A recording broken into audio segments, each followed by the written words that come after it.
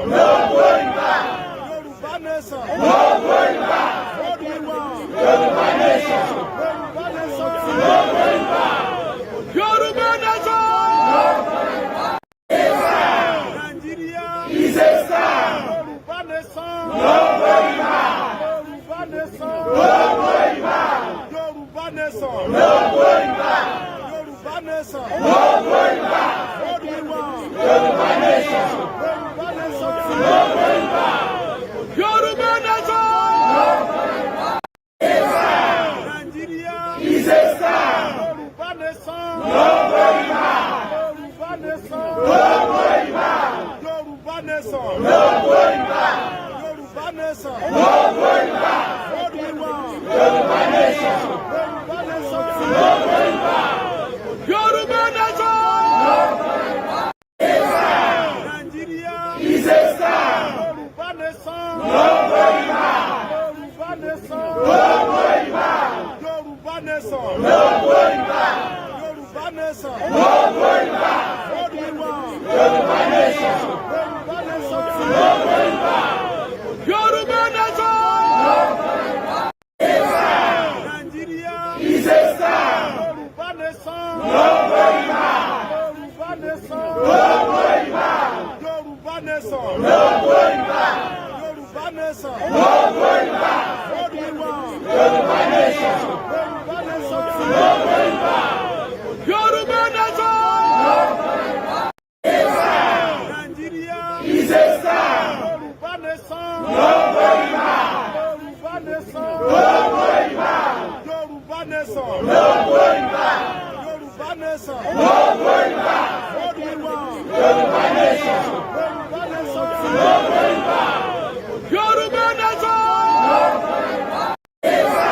Nigeria is a star. Yoruba nation. No going back. Yoruba nation. No going back. Yoruba nation. No going back. Yoruba nation. No going back. What do we want? Yoruba nation. Yoruba nation. No going back. Yoruba nation. No going back. Nigeria is a star. Yoruba nation. No going back. Yoruba nation. No going back. Yoruba nation. No going back. Yoruba nation. No going back. What do we want? Yoruba nation. Yoruba nation. Koikimedia, we're bringing the world closer to your doorstep.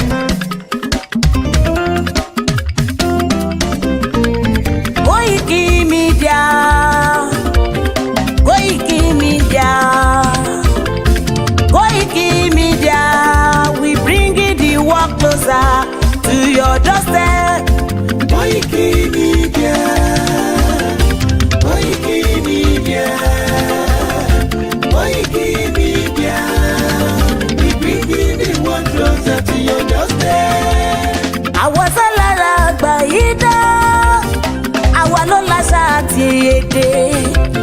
Gbígbédè lárugẹ nílẹ̀ Oòduà o, àwa gangan ni bàbá.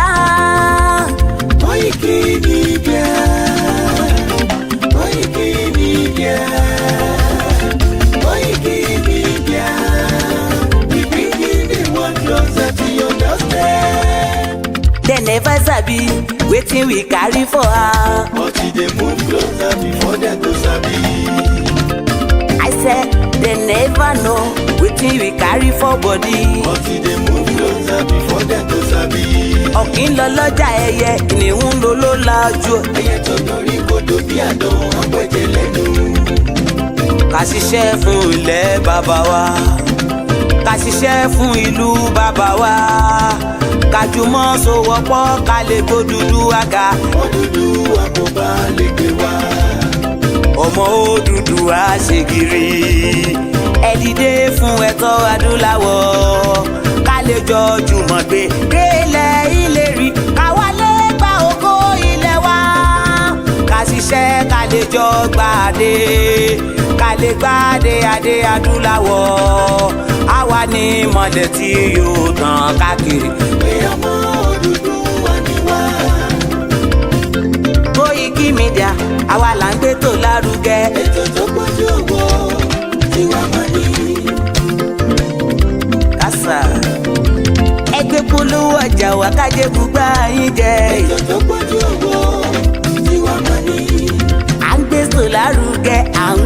lárugẹ. ètò tó pójú owó tiwa máa ní. News and sports ẹ máa rí gbọ́. ètò tó pójú owó tiwa máa ní. ọmọ Ìjẹ̀bú alárẹ̀mí ló ní kí n máa ké tantan. Koiki Media ọlọ́lá gbajúmọ̀ mi o. máa bá ṣẹ̀rẹ̀ lọ o. ọmọ Yorùbá nìyẹn, ọmọ Yorùbá tata o. à ń gbádùn rẹ ọmọ Ìjẹ̀bú alárẹ̀mí, ṣẹ́yìn ló máa fi dìbò tẹ̀ mọ́lẹ̀ o. ẹ̀yin lọ́mọ onígbò máa ń dé mádémádé, ẹ̀yin lọ́mọ onígbò máa wọ̀ o. Igbó máa wọ̀ gbàjòjì ò gbọ́dọ̀ wọ̀, àjòjì tó bá wọ̀ bẹ́ẹ̀ á tẹ̀lé ní ẹbọra. ẹ̀yin lọ́ máa náwó kóyìnbó tó dé, ìgbà tó yìnbó dé o, owó náà dẹ́ tún pọ̀ sí o. Koiki Media ṣàwa ní bàbá. Koiki Media àwọn ní bàbá. Koiki Media àwọn ní bàbá. Àdáńtọ́ àtúnpèrègèdè. Koiki Media àwọn ní bàbá. àwa là ń gbé tò lárugẹ, jẹ́ ká jọ gbọ́ o. Koiki Media àwọn ní bàbá. àtúnjàfẹ́tọ̀ ilẹ̀ wa, fẹ́tọ̀ ilẹ̀ Yorùbá. Koiki Media àwọn ní bàbá. ọmọ Òdùwà ni wá o, tọkàntọkàn. Koiki Media àwọn ní bàbá. ikú tí ó ṣe bí lébi òsì, àdìmú bàbá iyọ̀. Koiki Media àwọn ní bàbá. We bring you up closer to your doorstep. Koiki Media àwọn ní bàbá. afẹ́fẹ́ tó ń fẹ́ o, tó ń kan kí oko lára ni. Koiki Media àwọn ní bàbá. àpèrègèdè Olódùmarè ló fún wa ṣe. Koiki Media àwọn ní bàbá. gbogbo ayé ẹ gbọ́, àwa ní bàbá o. Koiki Media àwọn ní bàbá. ẹ máa bọ̀ wá, ẹ gbé polówó ọjà yín wá o. Koiki Media àwọn ní bàbá. Odùduwà lágbédá ní, òtítọ́ lágbédá ní. Koiki Media àwọn ní bàbá. a kì í sọ̀dálẹ̀, a kì í sódìkẹta. Koiki Media àwọn ní bàbá. àdúró tán a tún pèrègèdè. Koiki Media àwọn ní bàbá. Koiki Media we bring you up closer to your doorstep. àwọn ní bàbá. Koiki Media is around. To give us latest. Is around o. Give us latest. Ladies and gentlemen, ẹ mú kalẹ̀ sílẹ̀. ẹ tẹ́tí ẹ gbọ́ ètò tó pójú owó. ladies and gentlemen, ẹ mú kalẹ̀ sílẹ̀. ẹ tẹ́tí ẹ gbọ́ ètò tó pójú owó. Koiki Media is around. gbogbo ẹ̀yin ọmọ ọ̀dọ́ tá a jọ ń káàkiri ọ̀dọ́jọ́ ni wá, ẹ mọ̀ jẹ́ kí a fi àyè gba Fúlàní lórí ilẹ̀ àwọn bàbá wa. ẹ mọ̀ jẹ́ ká bú ọba mọ́, ẹ mọ̀ jẹ́ ká bújòyè mọ́. nígbà tá a la fẹ́ jà fún àwọn ọ̀rẹ́ wa, táwa ń kọ́kọ́ ń bú ọba, tá à ń bújòyè. èmi náà ṣe bẹ́ẹ̀ rí, bọ́mọ pẹ́rẹ́ àmì padà. ẹ mọ̀ jẹ́ ká bú àgbààgbà kankan mọ́, ẹ mọ̀ bolóṣèlú kankan. ẹ̀rù kálukú ń bẹ̀rù wọn ò lè sọ̀rọ̀, ọba ò lè sọ, ìjòyè lè sọ. ẹ jẹ́ ká ronú, ẹ mọ̀ jẹ́ ká bá àwọn bàbá wa jà mọ́, ẹ mọ̀ jẹ́ bú wọn mọ́, ẹ mọ̀ jẹ́ àṣẹ wọn àwọn ará pẹ̀lú wọn. àwọn àgbà tó bá jó lóṣèlú, tá a bá fẹ́ kọ́ wọn rẹ̀ wá lọ́wọ́, á gbé wọn mọ́ra, á gbé wọn mọ́ra ni, à ní bú wọn mọ́. ẹ mọ̀ jẹ́ àṣejẹ̀gbọ́n, ẹ mọ̀ jẹ́ àdàlúrú. a lè gba ẹ̀tọ́ wa láì ṣèjẹ̀gbọ́n, a lè gba ẹ̀tọ́ wa láì yìnbọn, a lè gba ẹ̀tọ́ wa láì dàlúrú. gbogbo protest mo ṣe ní ìlú Nàìjíríà, mi ò rí ibi tí mo ti ẹnìkan lè sọ pé mo pààyàn tàbí mo jó nǹkan náà tàbí mo bà nǹkan jẹ́. mo lọ písù torí pé olówó lèmi náà, tí ò bá sólówó lára ń dì mọ́. gbogbo nǹkan tọ́lọ́run fún yẹn lọ́lọ́run fún mi. mi ṣe tálákà tó dé pé mo dìde fún jà Yorùbá. big man ni mí, àwọn tó jẹ́ ọ̀rẹ́ mi tó súnmọ́ mi tó ní owó ní kí ni mo wá lọ bẹ̀. pé sọ́wọ́ ni mò ń fẹ́ ni kí n sọ yìí tí mo fẹ́, mo ní ìsọ̀rọ̀ owó. àní ọ̀rọ̀ ìran mi ni mò ń sọ. kí n wọ gbowó, kí n gbéra, kí n pé mò ń lọ ọ̀dọ̀ ọba àgbowó, mò ń lọ ọ̀dọ̀ oníbodè òfin gbowó, kí n kójó wọlé kọ́kàn mi balẹ̀, kí n dá wa mọ́tò kí n mọ́ rìn bọ̀, kí Fúlàní mọ́ da mi dúró ń títì, kí n délé kí bàbá sọ pé kí n gbé tírélà sùn kí n mọ́ gbé lọ. àwọn bàbá wo lè lóko mọ́, wọn ò lè lóńdò. ẹ jẹ́ ká fọwọ́sowọ́pọ̀ ká ti àwọn bàbá wa lẹ́yìn, ká dá security ti wá lẹ̀, ká sọ fún wọn kí wọ́n bá wa fọwọ́ tì í, ká lé wọn kó nu oko wa. ẹ ṣé mo dúpẹ́, Jésù Olúwa wa.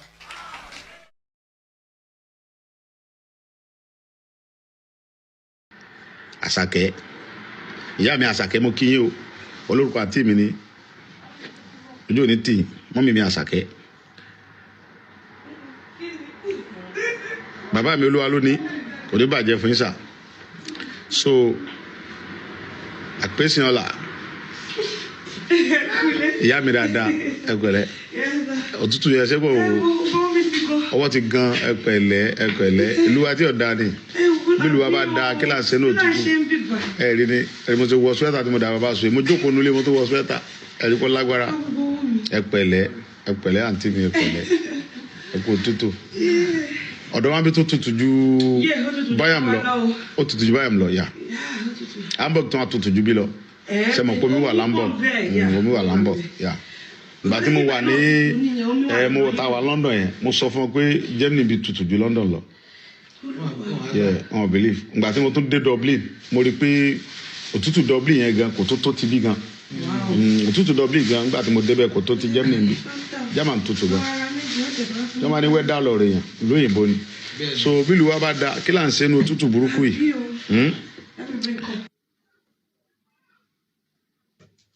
kò yẹ kó rí bẹ́ẹ̀ káwọn kan mọ jẹgbádùn káwọn kan mọ jìyà kò dáa gbogbo ẹni tó fìyà jẹ mẹ̀kúnnù Ọlọ́run fìyà jẹ gbogbo ẹni tẹ́ ń da àwọn mẹ̀kúnnù láàmú ìdààmú ò ní tán lé láṣẹ Ọlọ́run gbogbo ẹni tó bá lóun ò ní fi wá lọ́kàn balẹ̀ tó lóun fẹ́ kébi mọ pa wá ebi ọ̀pá wọn náà kò yẹ kó rí bẹ́ẹ̀ ní òtútù burúkú ẹ wo ọmọ Yorùbá tí ń bẹ káàkiri ní òtútù àgbáyé káàkiri kọ́ lọ́ bá aṣàánú yín kò yí sí tìlú wa bá da gbogbo nǹkan lọ́lọ́run fi tẹ́ wa lọ́rùn lu wa òtútù wa ò ní mójú bàbá mi kan sọ̀rọ̀ mi wọ́n ní àbókí ń jìyà ó ló ń jà bí ń chí àbókí ń jìyà ó ló ń jà bí ń chí ẹ̀rí bọ́ lágbára ohun tó ní agbára ni o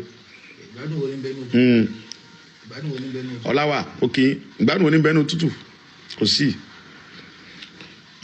Áfíríkà ní ìgbádùn wà kọ́lọ̀ ń sànù wa ni èmi mọ̀ pé tẹ́gun bá débi ó fẹ́ yọ ni kò yí sí rárá ẹ̀yin tèmi kò dẹrùn Ọlọ́run bá yóò bá fi sànù gbogbo yín ẹni dààmú tọmọtọmọ ẹni jábọ́ ẹni dààmú Ọlọ́run bá mi sànù yín wọ́n máa ń ta kóńgò gàrí ní 200,000 ẹ̀ mọ̀ ọ́ rà yóò tún mọ̀ sẹ́kù sí lápò gbogbo ẹni tó bá ní kójú ó tì í èyí olólùfẹ́ mi àwọn olójú máa ti tọmọtọmọ láṣẹ Ọlọ́run gbogbo ẹni tó bá ní kójú tì í lójú máa tì láṣẹ Ọlọ́run ojú ò ní tì í ẹ̀yin mọ̀mọ́ mi ẹ̀yin bàbá mi mo kí o ẹ̀yin brọ́dà mi ẹ̀yin sísítà mi ẹ̀ní dààmú ẹ̀yin pé òyìnbó gan fẹ́ fi sálẹ̀ fáwọn ẹ̀ mọ́ gbàtọ́ tí mo pẹ́ bọ́dí ń jápa mo fi sálẹ̀ mọ́ nígbà tí wọ́n ti mọ̀ pé ìlú wa ò dáa wọ́n fi sálẹ̀ mọ́ sọ ẹ kó rí bẹ́ẹ̀ àwọn ìjọba wa wọ́n rí wọ́n ti bàálù wa jẹ́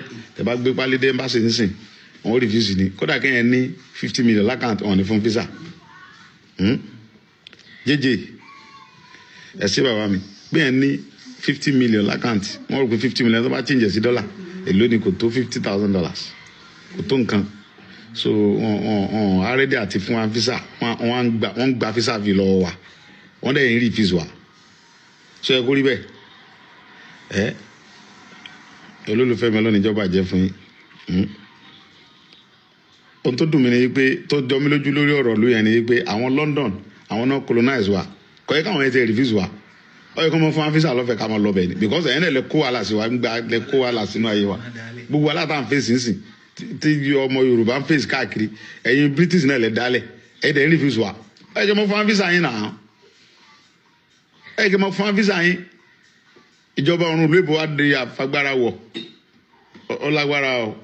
ọlágbára kọ́ ló ń ṣàánú wa ni o ọlọ́wọ́n ṣàánú gbogbo wa gbogbo àwọn tó ń fara ní wa ọlọ́wọ́n fara nà wọn náà ọlọ́wọ́n bá tó ní wa èmi mọ̀ pé ọlọ́wọ́n dá wa fún ìyàjẹ́ àwọn olórí wa ni olórí burúkú àwọn ni ìkà so ìdájọ́ wọn tí mo dẹ̀ ń ṣe lọ́wọ́ máa padà bẹ̀rẹ̀ judgement wọn pẹ̀lú gọlọ́ mo ti fẹjọ́ wọn sún Ọlọ́run tó ní mi pé kó bá mi ṣèdájọ́ kú fún gbogbo wọn yóò sì ṣe láìpẹ́ yìí gbogbo ẹnikẹ́ni tó ń fara ní wa tọrọ lọ́wọ́n fara ní wa àwọn olórí wa náà fara ní wa Ọlọ́run fara ní àwọn náà.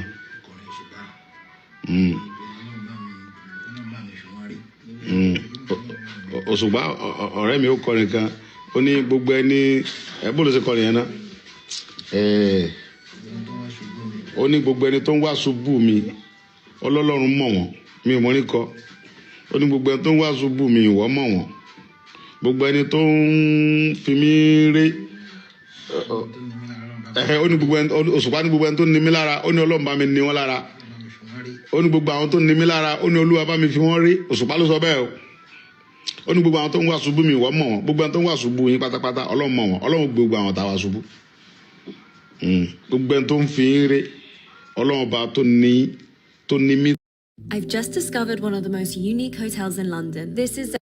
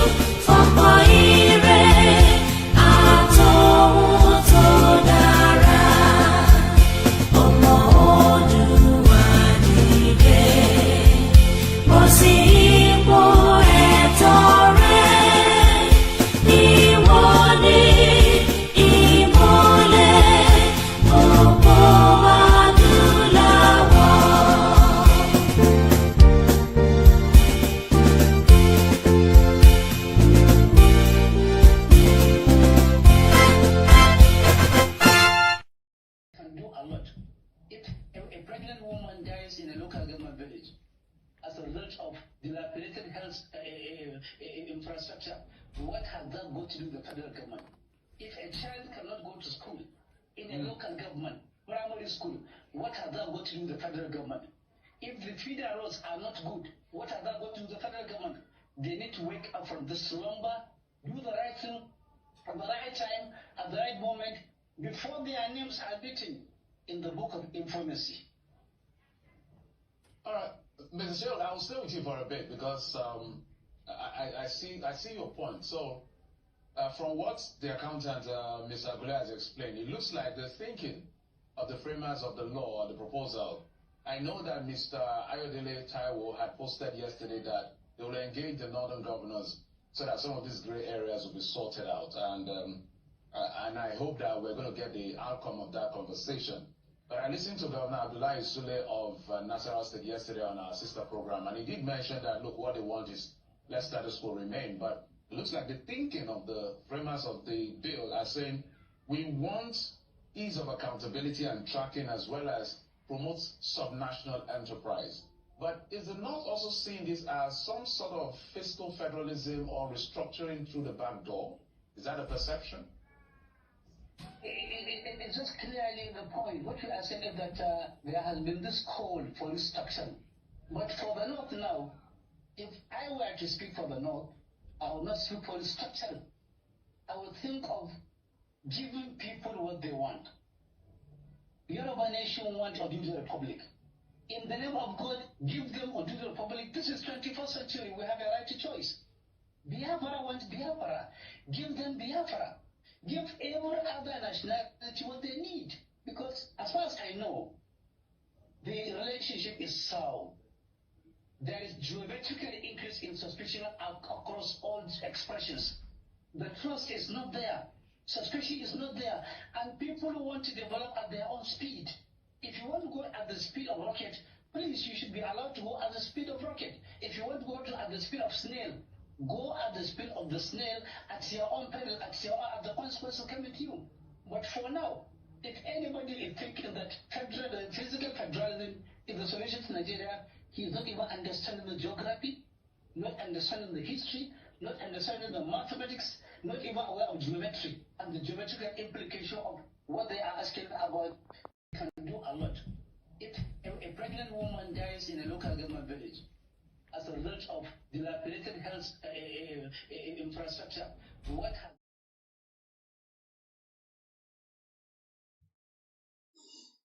Okay, Ogua, and a very good evening and welcome to my live broadcast coming up to 2100 hours. In Nigeria, it's 10 p.m. local time, and I welcome you once again to Koiki, the Koikimedia, bringing the world closer to your doorstep, the campaign to Yoruba nation, the campaign to self-determination, and the campaign on our quest to say enough is enough. Mo kí gbogbo wa bí a ti ṣe ń wọlé ní méjì mẹ́ta, tẹ́ bá fẹ́ káwọn èèyàn mọ̀ pa wà lórí program, share the program. I would have decided to go to bed and then go and sleep, but tá a bá tí jáde ara tiwa náà kì í balẹ̀.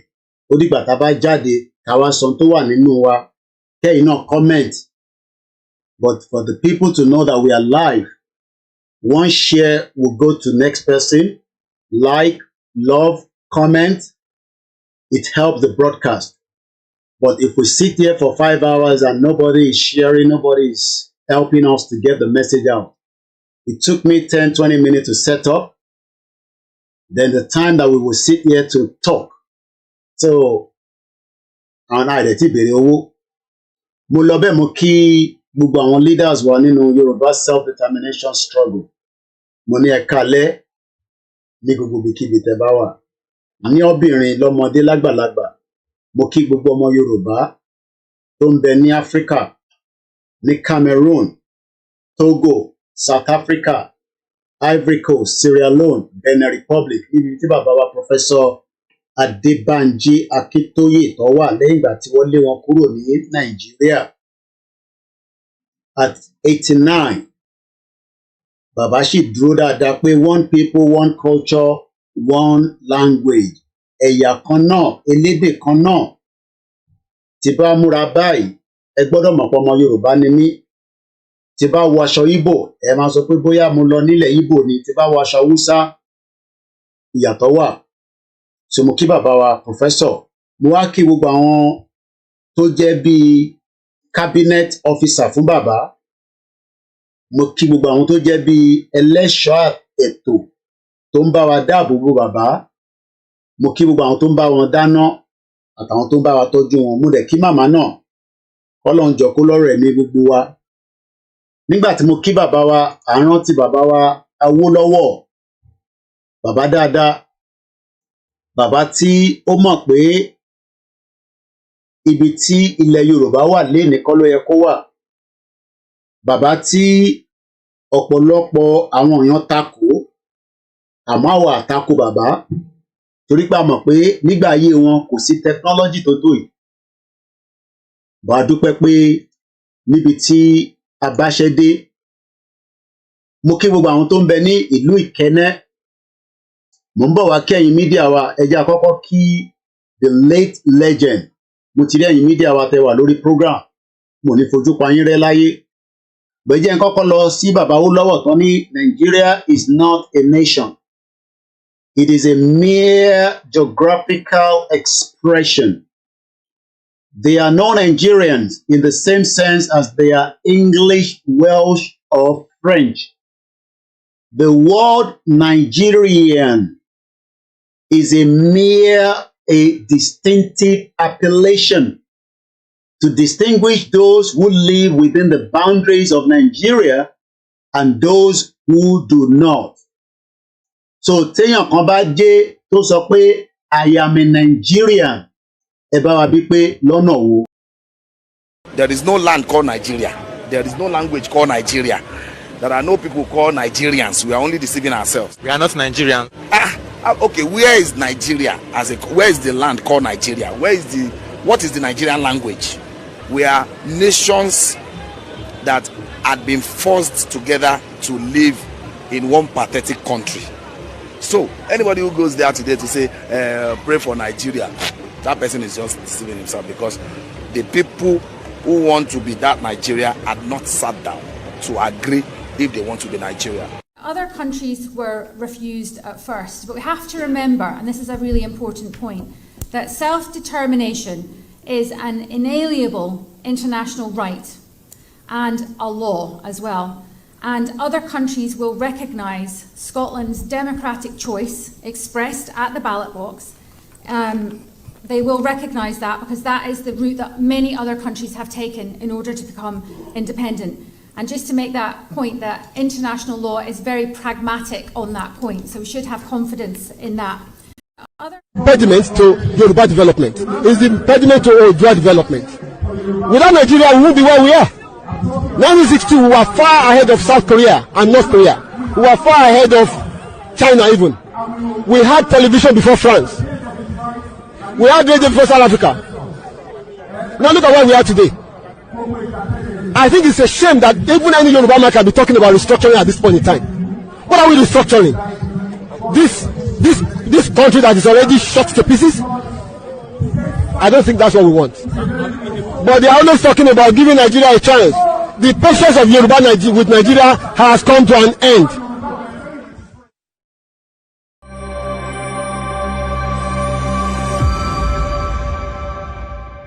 The welfare of millions of people for generations to come may be affected by the wisdom which we here display. If Nigerian leaders and our British partners are to prove themselves worthy of their trust, now is the time for us solemnly and truly to dedicate ourselves to seeking the greatest good of the greatest number of our people in Nigeria.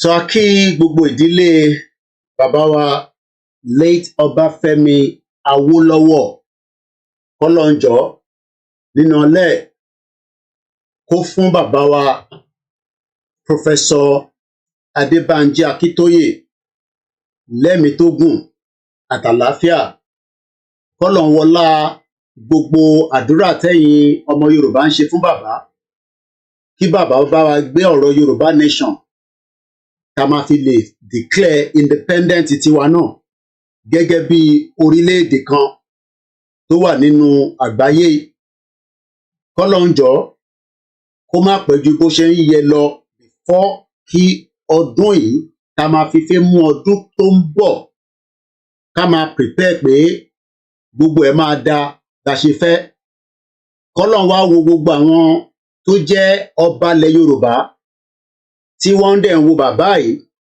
at 89 lóòótọ́ àwa bọ̀wọ̀ fáwọn ọba adẹ̀mọ̀ fáwọn ọba wa àwọn ni the custodian of the stool a mọ̀ fáwọn ọba kan dúró gẹ́gẹ́ bí ìran fún ilẹ̀ Yorùbá àmọ́ àwọn ọba mélòó la need a need gbogbo ọba ilẹ̀ Yorùbá àmọ́ ọ̀pọ̀lọpọ̀ àwọn ọba tí a need wọ́n ti wà lábẹ́ àwọn tí a mọ̀ sí olóṣèlú àmọ́ àwọn olóṣèlú dẹ̀ mọ̀ pé ẹnìkan tó ká wọn lọ́wọ́ kò tí ó lè sọ pé tílẹ̀ Yorùbá bá fẹ́ ṣú lálẹ́ yìí kílẹ̀ mọ́ lálẹ́ yìí lẹ́yìn Ọlọ́run Elédùmarè tó dálẹ̀ Yorùbá tí olóyè bá gbé ohùn sókè lálẹ́ yìí gbogbo ilẹ̀ Yorùbá máa dàrú àmọ́ ọba tó ń bá wa gáìdì olóyè tó fi ń jẹ fún wa pé Germany lòún wà gbogbo ẹni tó ń pè sí pàdé kò ní pàdé kankan tó ń lọ gẹ́gẹ́ bí mo ti ṣe sọ fún wa tẹ́lẹ̀ kọ́lọ́njọ́ gbogbo ọgbọ́n òye tólóyè máa fi gbé kalẹ̀ pẹ̀lú àwọn ọ̀lẹ̀tẹ̀ tó ń sọ pé kò ní kankan tó lè ọ́fà kọ́lọ́n bá wa pilọ̀tẹ̀ kọ́lọ́njọ́ kó wọlá gbogbo ibi tí wọ́n ti ń ṣe àdúrà ní gbogbo ilẹ̀ àgbáyé àti ti mùsùlùmí Hindu àti toníṣẹ̀ṣe àti kìrìsìtẹ́nì kó bá wa gáìdì olóyè ní gbogbo ìgbà kí ìgbà tó bá sọ pé àsìkò ń súnmọ́ kọ́lọ́hún jọ̀ọ́ kó má fi sílẹ̀ kọ́lọ́hún wá fi àwọn èèyàn dáadáa kó fi ṣe gàrí tirẹ̀ gbogbo ẹni tó wá ń lépa ẹ̀ tí wọ́n ti bí àti tí wọ́n ti bí ẹ wá lọ dúró dè ní ọ̀run nítorí pé jẹ́jẹ́ ni ìyá rẹ̀ ló bí olóyè nígbà tó ń bí olóyè wọ ìyá rẹ̀ ò sọ pé nǹkan báyìí ni kó wá ṣe fúnlẹ̀ Yorùbá ohun olóyè látara ntí ẹ̀mí Ọlọ́run kó sí ló fi bá wa dá sírìn àjò yìí. Ọ̀pọ̀lọpọ̀ àwọn ọmọ Yorùbá àwọn ń wo tèní àmọ́wọ́ owó tọ́lá, wọ́n ń wo gbogbo ká jẹ ká mu ká sùn níbi téèyàn lè sùn kó má jí níjọ́ kejì. Àmọ́ ìyá yìí wá fi ara ẹ̀ sílẹ̀ látara pé ikú tó fẹ́ fi pa olóyè tí wọ́n dẹ̀ ṣe ń sáré yẹn pé wọ́n fẹ́ mu gbogbo ẹ̀dá ọmọ ènìyàn tó bá ń sáré ikú fún bàbá wa ọmọ Adéyẹmọ olóyè Ìgbòho, ẹ̀yin lẹ máa kú. Gbogbo ọba tó bá ń sáré pé kí olóyè pé in tó fẹ́ ṣe kó má rí ṣe, ọba náà kó gbọ́dọ̀ wọlẹ̀. A gbọ́dọ̀ gbọ́rùn ọba náà kó tún dún mọ́ nílẹ̀ Yorùbá. Ọba kọ́ba tó bá ń pètò lẹ́yìn pẹ̀lú àwọn olóṣèlú pé wọ́n ń pariwo, wọ́n ń ṣètò kan, wọ́n ń ṣe gbogbo in tí a mọ̀ tí wọ́n lè ṣe lórí olóyè Ìgbòho, ọba náà kó sùn káwọn alálẹ̀ dè mọ́lẹ̀, tó bá fẹ́ gbéra kó má lè gbéra. A ní pé kó kà, àmọ́ kí ọba náà nílẹ̀ Yorùbá ni ní gbogbo ibikíbi tẹ́ bá wà ní ọba ni mò ń sọ lọ́wọ́ yìí. Torí pé ọba kan ò lè wà kí olóyè àti bàbá Akíntóyè máa sọ pé ìran ìyà ń jẹ ìran Yorùbá, tí ẹ tún wá ń ṣe jàǹbá pé kí olóyè gẹ́gẹ́ bí ẹni tí ó máa lọ bá màmá rẹ̀ lọ́run, ọba náà ni kó lọ dúró dè wá lọ́hùn. Ọba kọ́ba ní gbogbo ibi tó ń pè ní South West, àti tilẹ̀ Haúsá ni, àti tilẹ̀ Ìgbò ni, àti tilẹ̀ Gẹ̀ẹ́sì ni, tó bá ń pèrò pé kí olóyè Ìgbòho ó má lè ṣe tó wà lẹ́mìí ẹ̀ tó fẹ́ ṣe fọ́mọ Yorùbá, kí ọba náà kó sùn kó má dìde. Kí ọba náà níbikíbi tẹ́ bá wà ẹ̀ ní dìde, orí ilẹ̀ tẹ́ sùn yẹn náà lẹ máa sùn sí, tá máa fi gbé yín lọ síbi tá máa sin yín sí. Ọba nílẹ̀ Yorùbá tó bá ń tako ìran rẹ̀ tí a dẹ̀ ń pariwo àwa fìyẹn sílẹ̀ pé kí Elédùmarè kó mú yín. Àmọ́ tẹ́ bá ń ṣe jàǹbá pé ìgbésẹ̀ tó kù tó lóye fẹ́ gbé, gbogbo ọ̀nà tó fẹ́ gbà, ẹ fẹ́ blọọkì ẹ̀ ni, ẹ fẹ́ rán àṣàṣì sí ni, ẹ fẹ́ rán kinní kan sí ni, gbogbo ẹ̀ pátápátá lọ́dọ̀ ti yín lálẹ́ yìí, kí Ọlọ́run wo ohun tá fi ń sọ̀rọ̀ nínú bíbà yìí, kí ọba náà kó sùn kó má dìde. Torí pé èmi ò mọ bí ọba ṣe lè wà nílẹ̀ Yorùbá tí a dẹ̀ ń sọ pé ìyà ń jẹ ọmọ Yorùbá níbikíbi tí gbogbo wa wà lálẹ́ yìí, tí àwọn ọba dẹ̀ dákẹ́. Mo lọ bẹ́ẹ̀ mo kí gbogbo ẹ̀yin ìyá wa dáadáa, mo kí Ajagun, mo kí gbogbo ẹ̀yin màmá tí ẹ̀ ń dúró tì wá pé kò ní bàjẹ́, tí ẹ̀ ń fi gbogbo àsìkò yín tí ẹ fi ń ṣe àdúrà pé kí ìran Yorùbá kó tú nínú ìdì. Gbogbo ibikíbi tẹ́ bá wà, mo bẹ̀ Ọlọ́run nínú ọlá ẹ̀ kó jọ̀ọ́ kó túbọ̀ bá wa dúró tì yín. Mo wá lọ bẹ́ẹ̀ mo kí gbogbo ẹ̀yin bàbá, ẹ̀yin bàbá tí ẹ dúró pé ìran Yorùbá níbi tó wà lénìí ibẹ̀ kọ́ ló yẹ ká wà. K'Ọlọ́run jọ̀ọ́ kó bá wà pẹ̀lú yín. Mo lọ bẹ́ẹ̀ mo kí gbogbo àwọn medias, torí pé mídíà kan ò lè dá ṣe. A kò ní bá ṣe ń gbé program yẹn létòlétò ni. Koiki Media ò lè dá ṣe, kò possible. Koiki Media ò lè dá ṣe, àmọ́ ó dúró gẹ́gẹ́ bí ọmọ Yorùbá tó lè kápá àwọn olóṣèlú, ó lè kápá àwọn ọba, ó lè kápá anybody. Kódà tó bá jẹ́ King Charles ni mo kápá ẹ̀. Torí ikú kan tó máa pa King Charles náà ló máa pẹ̀ mí. Kò sí nǹkan tí wọ́n lè ṣe ìran Yorùbá máa tú. King Charles ò lè dá dúró, gbogbo ẹni mo fi sọ bẹ́ẹ̀. And God bless the king. King Charles kò lè dá dúró. Tí bá lè sọ pé King Charles ò lè dá dúró, bàbá wa Ọọ̀ni òrìṣà ò lè dá pé kí Yorùbá má dá dúró, wọ́n lè dá dúró. Wọ́n lè fọwọ́ aago sẹ́yìn ni, bọ̀wọ̀ lè dá dúró. Ọọ̀ni of Ifẹ̀ òrìṣà lẹ̀ Yorùbá, lè dá Yorùbá nation dúró, kò possible. Nítorí pé ìran tí ó ń sọ̀rọ̀ lọ́wọ́ yìí, ìran generation yìí, kò bó ṣe ní respect tó tẹ̀yìn ọba, tó bá kù díẹ̀ káàtó, kíní yẹn la máa ṣe fún gbogbo yín. Bọ̀ a fẹ́ ṣe kíní yẹn fún yín torí pé a mọ̀ pé ẹ lè yíwà padà, àmọ́ èyí tó bá yíwà padà, tó bá jẹ́ pé wá tún wá ń jókòó pẹ̀lú ẹ̀yin babaláwo, àwọn tó jẹ́ pé jọ ń ṣe kùrùkẹ̀lẹ̀ lóru, ẹ̀ ń gbẹ́bọ lásán, ẹ̀ ń gbọ́bọ lálọ́, ẹ̀ ń gbẹ́lá, gbogbo yín bẹ́ẹ̀ ẹ máa san ẹ̀mí dìde. Torí pé àwa kan tá à ń rí pé ilẹ̀ Yorùbá ó ti di ibi tí àánú ṣe wá. Ẹni tí àánú ilẹ̀ Yorùbá ò bá ṣe lálẹ́ yìí, á jẹ́ pé o kì í ṣe ọmọ Yorùbá tòótọ́. mo rọ́ lọ bẹ́ẹ̀ lọ́lẹ̀ kan sí mo kí gbogbo àwọn medias wa. Àwọn ò ní bú ọba kankan gẹ́gẹ́ bí olóyè ṣe sọ wọ́n ní ẹ má bú àwọn ọba àwọn àgbàlagbà ni wọ́n àmọ́ ọba tó bá ń perí olóyè Ìgbòho ọba náà gbọ́dọ̀ sùnkùn ní dìde torí pé àmọ́ reason tẹ́ ṣe lè máa perí olóyè Ìgbòho nígbà tá a mọ̀ pé ìyà ń jẹ̀ràn wa àfẹni tó bá fi parọ́ ẹ tó bá wá ní ìyà ò jẹ ìran ọmọ Yorùbá á jẹ́ pé òmọ tó ń lọ nínú Nàìjíríà torí pé tó bá mọ tó ń lọ ní wàá mọ̀ pé ṣìgìdì ó ti wọlé Yorùbá ẹ jẹ́ ń lọ bẹ́ẹ̀ kí Yorùbá Space TV ká tó múra síwájú ẹ bá mi gbọ́ wọlé share button mo kí Yorùbá Space TV mo kí Pavilion TV mo kí iSeen TV mo ṣe wo program tẹ́ ṣe tán mo máa ń gbádùn program yín Yorùbá ti yín ó dá ṣáká di tiwa lọ torí àwa ti fi tiwa jẹ bọ́gà mo kí ẹ Pavilion nínú kòsíkòsí nínú pé à ń sọ fáwọn èèyàn wa pé ká bá máa jìjàngbara a need the media tó lè compete tó lè sọ̀rọ̀ tó lè bá wa put àwọn ọ̀rọ̀ kalẹ̀ àmọ́ tẹ́ ẹ̀ bá support media èmi ò ní kẹ́ support Koiki nìkan àní gbogbo media pátá ló jẹ́ kẹ́ máa béèrè pé ṣe ní data ìyà data ò gbọ́dọ̀ máa jẹ media tó ń pariwo Yorùbá nation as long as tó bá sì ní Yorùbá nation lòun ṣe ìyà media yẹn kò gbọ́dọ̀ pọ̀ jù torí tí ìyà bá pọ̀ jù gan nígbà míì á máa rò pé ṣó wọ́tẹ̀ Ọlọ́run má jẹ́ kí irú àwa ká wá dé níjọ́ kan ká sọ pé ṣó wọ́tẹ̀ pé à ń pariwo Yorùbá nation pounded yam ìyàwó mi ṣe fún mi mo sọ fún Wàlátà ẹ bá mi ṣàdúrà fún ó ṣe surgery kékeré kò ń ṣe tó pọ̀ ìlú yòókòkò kò mí pé bí wọn bá ṣe surgery àyànà máa já ìlú Nàìjíríà ló máa ṣe surgery lọ ní pé kó máa lọ sílé ìlú òyìnbó tó bá ní kó ṣe surgery kó á ní máa lọlé àwọn mọ̀ pé táwọn ṣe fún ẹyẹ kò sí wàhálà níbẹ̀ mo wá bi Wàlátà mo ní kí ló wá jẹ ó lóun jẹ great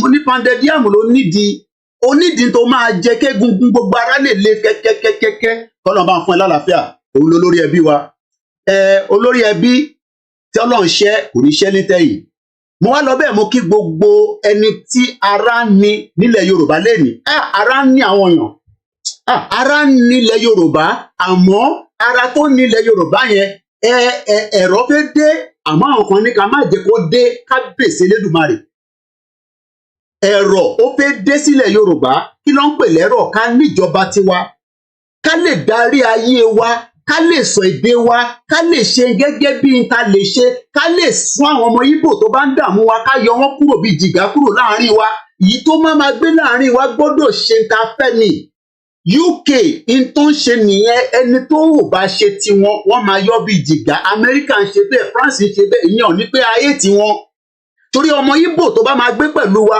ó gbọ́dọ̀ respect òfin ilẹ̀ Yorùbá torí pé gbogbo ìtàn ń ṣe níta náà tó fi respect òun ló ń lọ lọ́nkàn yẹn ọmọ Yorùbá tó bá wà kù díẹ̀ káàtó àárọ̀ lọ sẹ́wọ̀n èyí tó bá pààyàn àádájọ́ ẹ̀ gẹ́gẹ́ bí constitution àmọ́ ìta bá rí i pé orientation ló ṣẹlẹ̀ sí bóyá fún díkan àbí díkejì ó kù díẹ̀ káàtó àá ṣètọ́jú fún un ẹ̀yin ọmọ Yorùbá dìde ọ̀rọ̀ tó wà nílẹ̀ yóò ń ṣọ̀rọ̀ koikimedia kò ń ṣe pé torí pé mi wà nílùú òyìnbó pẹ̀lú àwọn ọmọ àtìyàwó àmọ́ ara nílẹ̀ Yorùbá mo kí ẹ ara ẹ̀ wá kíkanjú àní gbogbo àti bá rí ẹnu mi á máa dùn obìnrin tó dúró ni báwọn ọmọ Ìgbò yẹn ṣe ń bá wa jà ó ń takò wọ́n pé sẹ́ ànílẹ̀ Yorùbá ló ń pe bíbà yìí kì í ṣe ilẹ̀ Ìgbò tílẹ̀ Yorùbá ò bá gbé yẹn padà lọ sílẹ̀ Ìgbò ìyẹn ò ní pé bí a bá rí n tó dá láàrin àwọn ọmọ Ìgbò ká má sọ àmọ́ èmi àti Simon Nepa a dúró 5 and 6 lórí ìrìn àjò yìí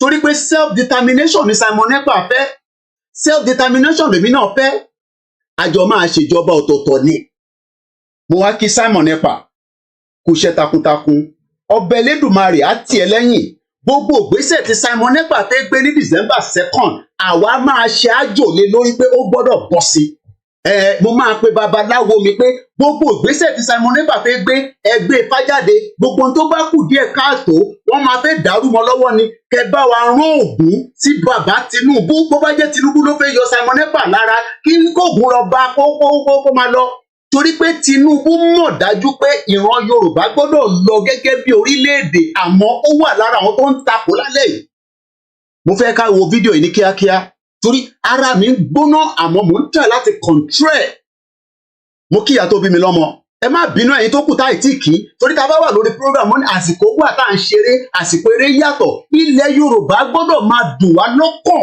gẹ́gẹ́ bí bó ṣe wà lálẹ́ yìí mo kíyàwó tó bí mi mo kíyàwó mi dáadáa torí pé tó o bá mo ní nígbà tó ti fún mi ní pounded yam àtẹ̀fọ́ mo gbọ́dọ̀ jáde láti wá lo energy yẹn nísìnyí ẹ jẹ́ ká jọ wo fídíò yìí mo kí gbogbo ẹ̀yin ọmọ Yorùbá.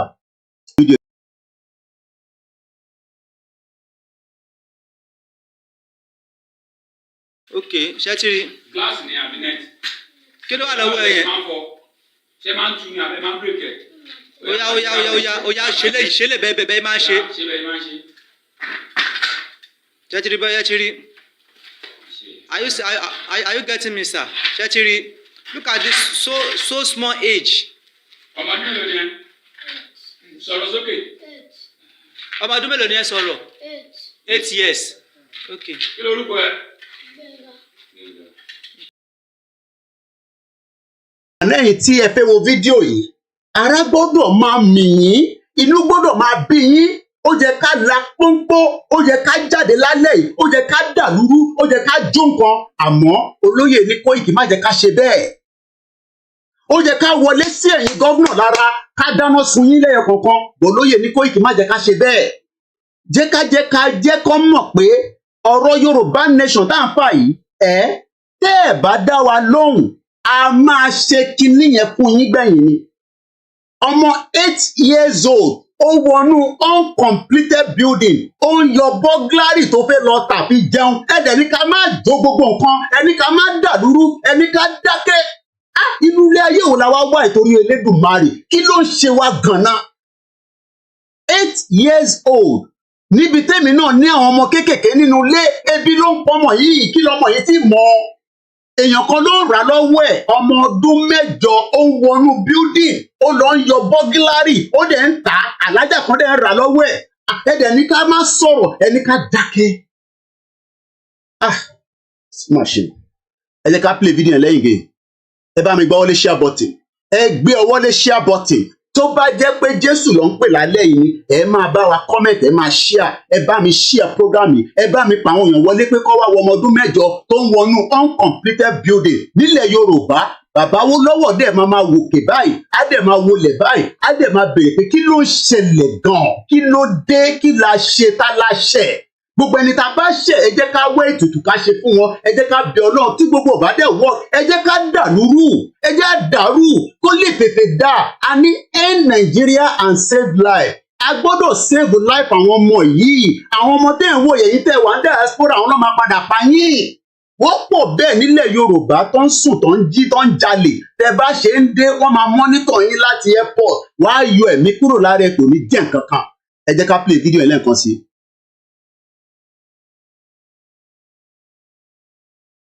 example ok ṣé ti rí. glass ni àbí net. kí ló wà lọ́wọ́ ẹ yẹn. ṣé máa ń tu ni àbẹ máa ń break ẹ. oya ṣe lè bẹ́ẹ̀ máa ń ṣe. ṣe bẹ́ẹ̀ máa ń ṣe. ṣé ti rí bẹ́ẹ̀ ti rí. Are you getting me, sir? ṣé ti rí. Look at this so small age. ọmọ ọdún mélòó ni ẹ sọ̀rọ̀ sókè. ọmọ ọdún mélòó ni ẹ sọ̀rọ̀. 8 years. ok. kí ló orúkọ ẹ. oya máa ṣe bẹ́ẹ̀ máa ṣe káwò kó scatter aluminium ẹ̀ káwò. so kó tí bẹ́ẹ̀ máa ṣe normal.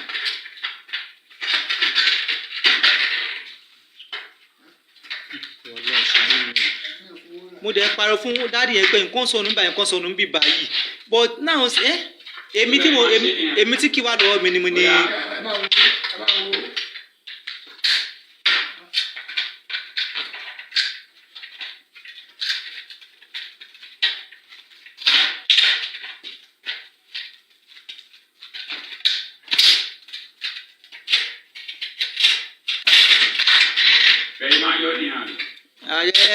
kó yọ sí normal pieces kó yọ sí normal pieces. àwọn bóòtù tẹ tún náà tẹ́lẹ̀ gbóló wa. àwọn bóòtù yẹn ò ní kó lára ẹ̀.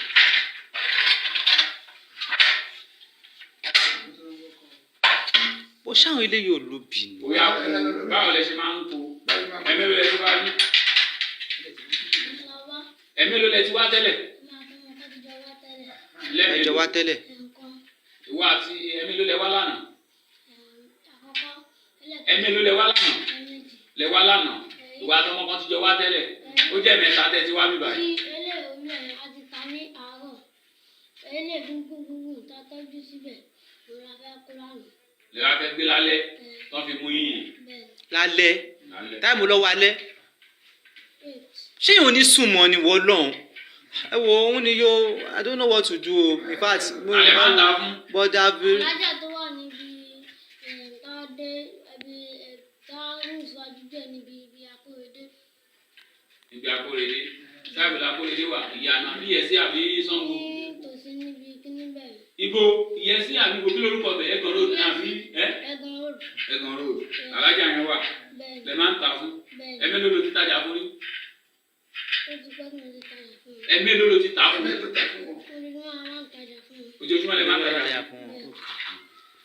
ṣé máa ń ta nẹ́ẹ̀tì náà fún àbí alumílíọ̀nù nìkan. alumílíọ̀nù kan àti ké. èló lẹ ń ta kílò alumílíọ̀nù. 1 kilo 1,000. 1 kilo 2,000. Half kilo 1,000. 1 kilo 2,000. bẹ́ẹ̀ni. window mélòó ni 1 kilo. abẹ́rẹ́ ni tí ó lè mú 1 kilo kó fún 1 kilo. ìyẹn bí eléyìí báyìí bí eléyìí báyìí máa mú 1 kilo. máa fún yín 2,000. wọ́n mi àyídáde máa ṣe ẹ̀wọ̀n pẹ̀lẹ́ wo ṣọ́rẹ́ tó ní kinní yìí ẹ tẹ́ bọ́yẹ̀ wá àti wáyé ti pẹ́ ẹ torí wo ẹ tó ní building yìí àtàbúrò tí àbúrò wọn àbẹ̀gbọ́n bá gbọ́ wo mọ́mí ẹ̀ àti dáàdì ẹ̀ máa wo àwọn náà máa lọ ṣẹ̀wọ̀n tiẹ̀ because èjì ò tí ṣẹ̀wọ̀n bọ̀ àwọn náà máa lọ ṣẹ̀wọ̀n nítorí pé wọ́n mójútó ẹ.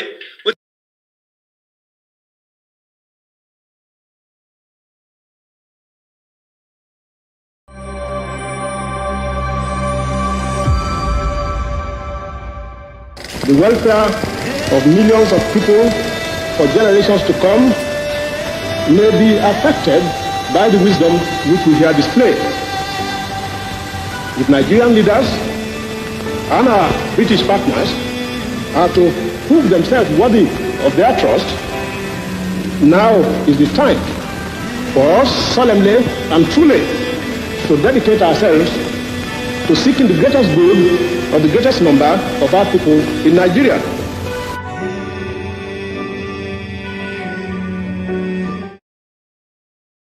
I don't know how you are feeling tonight. Èmi ò mọ bó ṣe ṣe lára tẹ̀yin. Nígbà tí wọ́n fi fídíò ìránṣẹ́ sí mi, mo wò títí, mo béèrè pé kí ló ṣẹlẹ̀ gan? Ta la ṣẹ̀? Kí ló dé tí a dẹ̀ ń sọ fáwọn èèyàn wa pé bí nǹkan ṣe ń lọ yìí nílẹ̀ Yorùbá ọmọ ọdún 8 tó wọnú building tó ń yọ burglary láti lọ tà ní 1,000 naira ní 2,000 naira níbi tí Ọlọ́run Elédùmarè tó kẹ́ ilẹ̀ Yorùbá dé. Kí la fẹ́ ṣe sọ́rọ̀ tó wà nílẹ̀ yìí? Ta ló wà against pé kíran Yorùbá bọ́ nínú ìdààmú àtòṣì? Ta ló wà behind ẹ̀? Àti pé kí ló dé? Kí la máa sọ fún wọn? Kí la máa ṣe fún wọn? Irú ẹ̀bẹ̀ wo ni ká bẹ̀ wọ́n? Bí àwọn máa gbọ́ níbi tí ilé ayé dé lénìí ní ọmọ ọdún 8 kí lọmọ yìí mọ̀?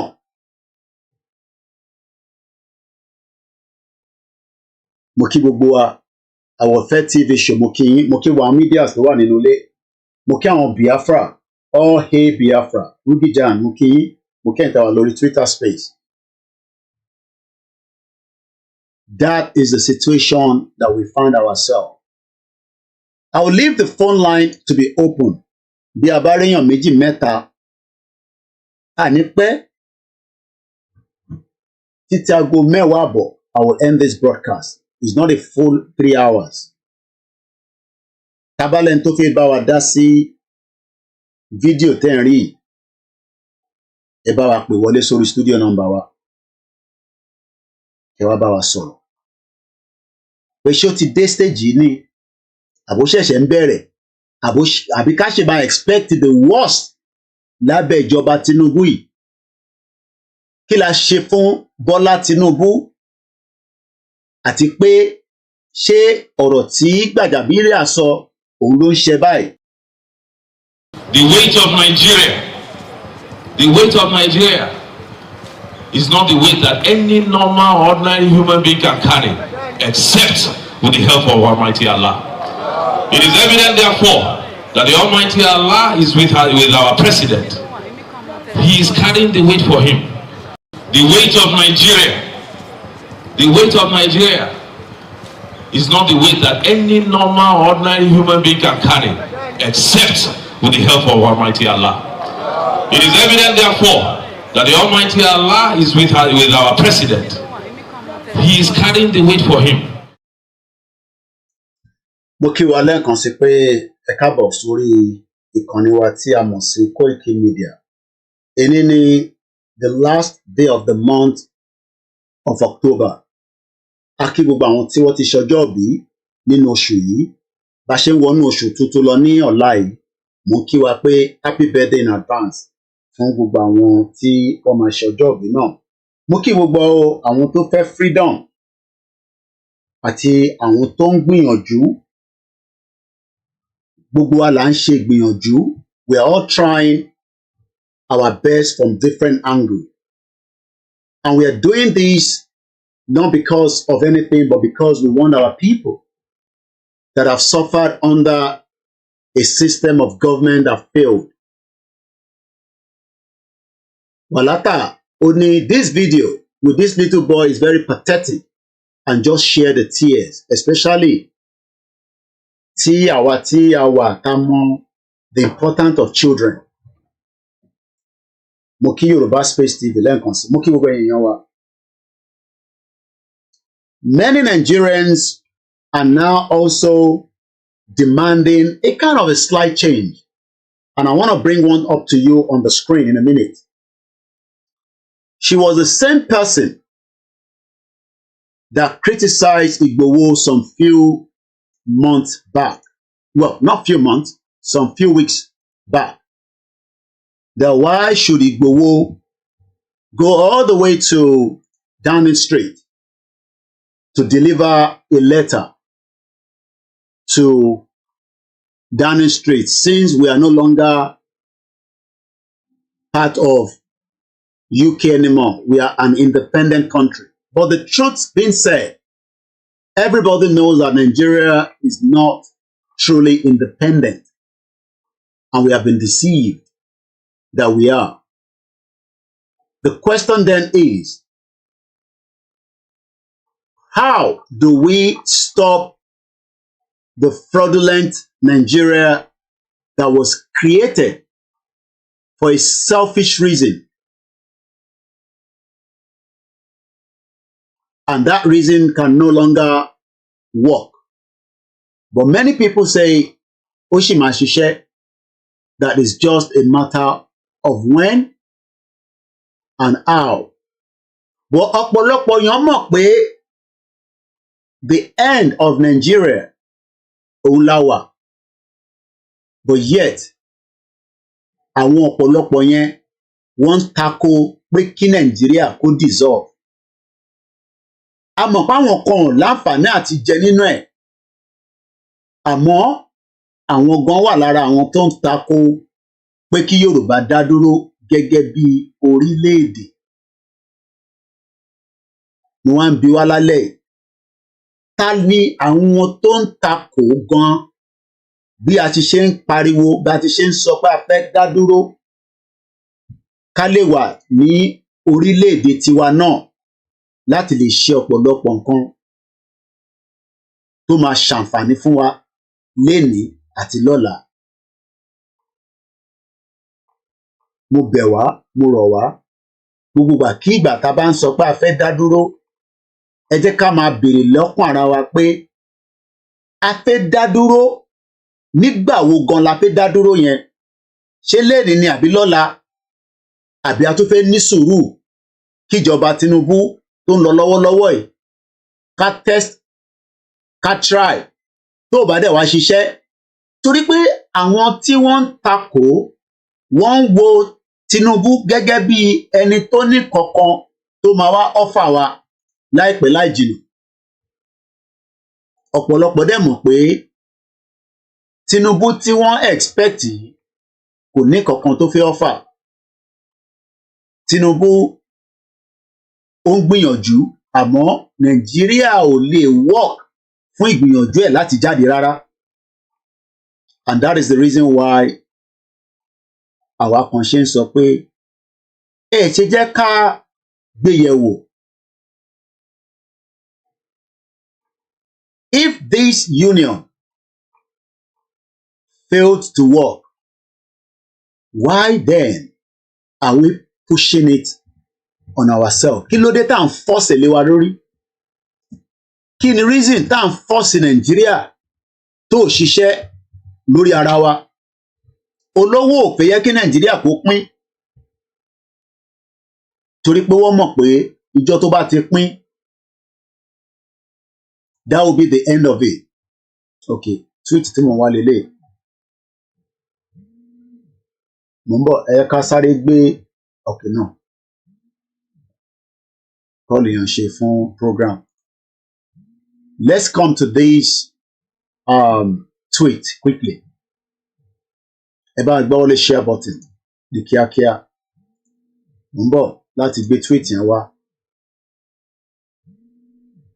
Yoruba nation no going back. Bọ́fẹ́ bọ́kọ̀ ìran Yorùbá máa dúró. But I pray pé kó má pẹ́ ju bó ṣe yẹ lọ. That is just my own prayer, and I hope that is the same prayer pẹ̀lẹ́yìn náà. The 1914 amalgamation, gbogbo alamọ̀ kó ti expire. Ẹ jẹ́ ká sáré ka túwìtì látọ̀dọ̀ arábìnrin kan tó ń pè ní Aisha Yusuf. Ó post eléyìí ní aago 7 ó kọjá ìṣẹ́jú 10 ìyẹn ní àná on the 30th of October 2024. Ẹgbọ́n nǹkan tó kọ síbẹ̀. Can every state keep its resources? Ǹjẹ́ kí gbogbo ìpínlẹ̀ tó ń bẹ ní Nàìjíríà, gbogbo nǹkan tó jẹ́ àmúlùmọ́dùn wọn, gbogbo nǹkan tó jẹ́ resources wọn, ǹjẹ́ kò dá kólúkálukú kó keep it together? Ìyẹn ni ó fi bẹ̀rẹ̀. Ó wá ní dem pay a percentage to the federal government ? Pé lẹ́yìn ìgbà tí gbogbo èèyàn bá keep n tó ń bẹ nínú state ẹ̀, gẹ́gẹ́ bí àpẹẹrẹ ẹni tó bá wá láti ìlú Ondo kó keep n tó ń bẹ nínú Ondo, ẹni tó bá wà láti Rivers State n tó bá ń bẹ lábẹ́ Rivers State kó keep ẹ̀, ẹni tó bá wà ní Anambra n tó bá ń bẹ ní inú Anambra kó keep ẹ̀, Zamfara, Ogun State, ká wá máa san ìṣàkọọ́lẹ̀ díẹ̀díẹ̀ fún federal government. Ó wá tẹ̀síwájú ó ní states that cannot survive on their own can merge states that are better together rather than separately can also merge. Pé àwọn state tí a mọ̀ pé àwọn ò ní kankan, torí pé ìtọ́ ṣe ni pé regional tó fún wa nígbà tá a fẹ́ gba independent tí wọ́n dàrú mọ́ wa lọ́wọ́, wọ́n wá create ọ̀pọ̀lọpọ̀ state míì. Tẹ́ bá béèrè pé kí ni ìwúlò state yìí nínú Nàìjíríà, wọ́n ní state náà ni. Bẹ́ẹ̀ ó ní governor, ó ní deputy, ó ní commissioner, wọ́n wá waste resources state míì, wọ́n pump ẹ̀ sínú state yẹn. Ó ní sọ̀rọ̀ àwọn state bẹ́ẹ̀ kó darapọ̀. Ó wá ní every region in Nigeria is blessed and has what it takes to be prosperous.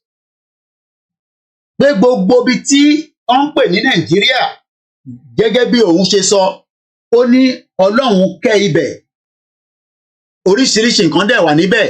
Ó ní this federal allocation, ìyẹn owó tíjọba ń fún àwọn state ní every month, has killed desire to exploit potential by different states.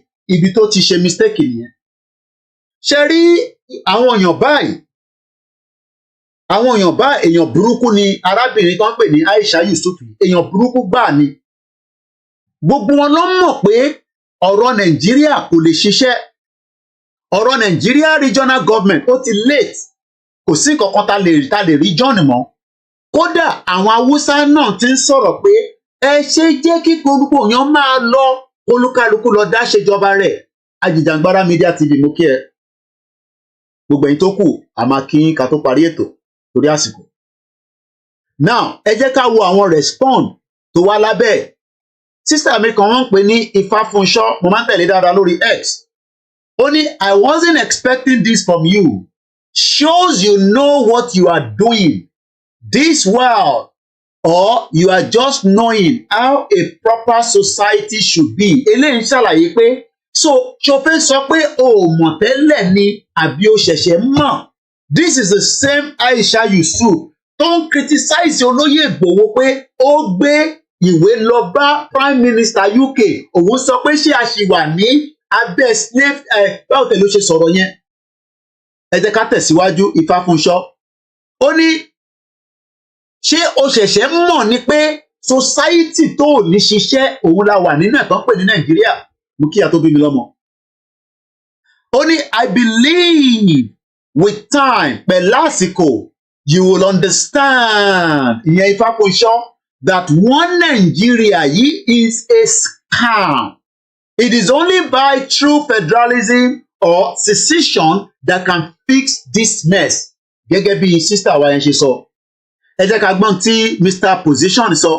Ìyẹn ní in a sane climb, that is how it should be. But will they allow this to happen? It will only block the thief-free ways like Tinubu, àwọn olè, àwọn jagaban, àwọn jagabandit, àwọn criminals, àwọn Peter Obi olè, àwọn Atiku olè, àwọn Kwankwaso Maradona, àwọn Dasuki olè, gbogbo wọn criminals bẹ́ẹ̀ bẹ́ẹ̀ lọ. Ẹ jẹ́ agbọ́n tí ọbabìnrin Adérónkẹ́ sọ. Ìyẹn ní wow ṣé pé lè jáde lẹ́nu ẹ ìwọ Aisha Yusuf. Wonders in Wonderland. I thought only we, the bigotrians, were allowed to think this way. Aisha is begging to ronú too. Now, kí ni mo fẹ́ mú jáde níbẹ̀ ni pé first and foremost, regional government ò lè work mọ́. Gbogbo ẹni tó bá ń pè pé ká lọ ṣe regional government, it is just too late to regionalize Nigeria. Let everybody go back to their tentacle and rectify the damage that the British has done for the last 100 years plus, that has created the menace of identity theft, that the British protected their own interest against all other interests, which is called the fraudulent 1914 amalgamation, that we would do everything possibly best in this generation, even if it's going to be painful to millions of Nigerians, to stop this identity theft by Britain against the Yorubas, the Igbos, the Hausas, and the rest of the different ethnic indigenous people, because we are not tribes. Morawari, I don't know Igbo people, I don't know Hausa people. Eledumare dá gbogbo wa separately. But if everybody just think that we will not bring that in reality, you better throw that away, because it will become messy.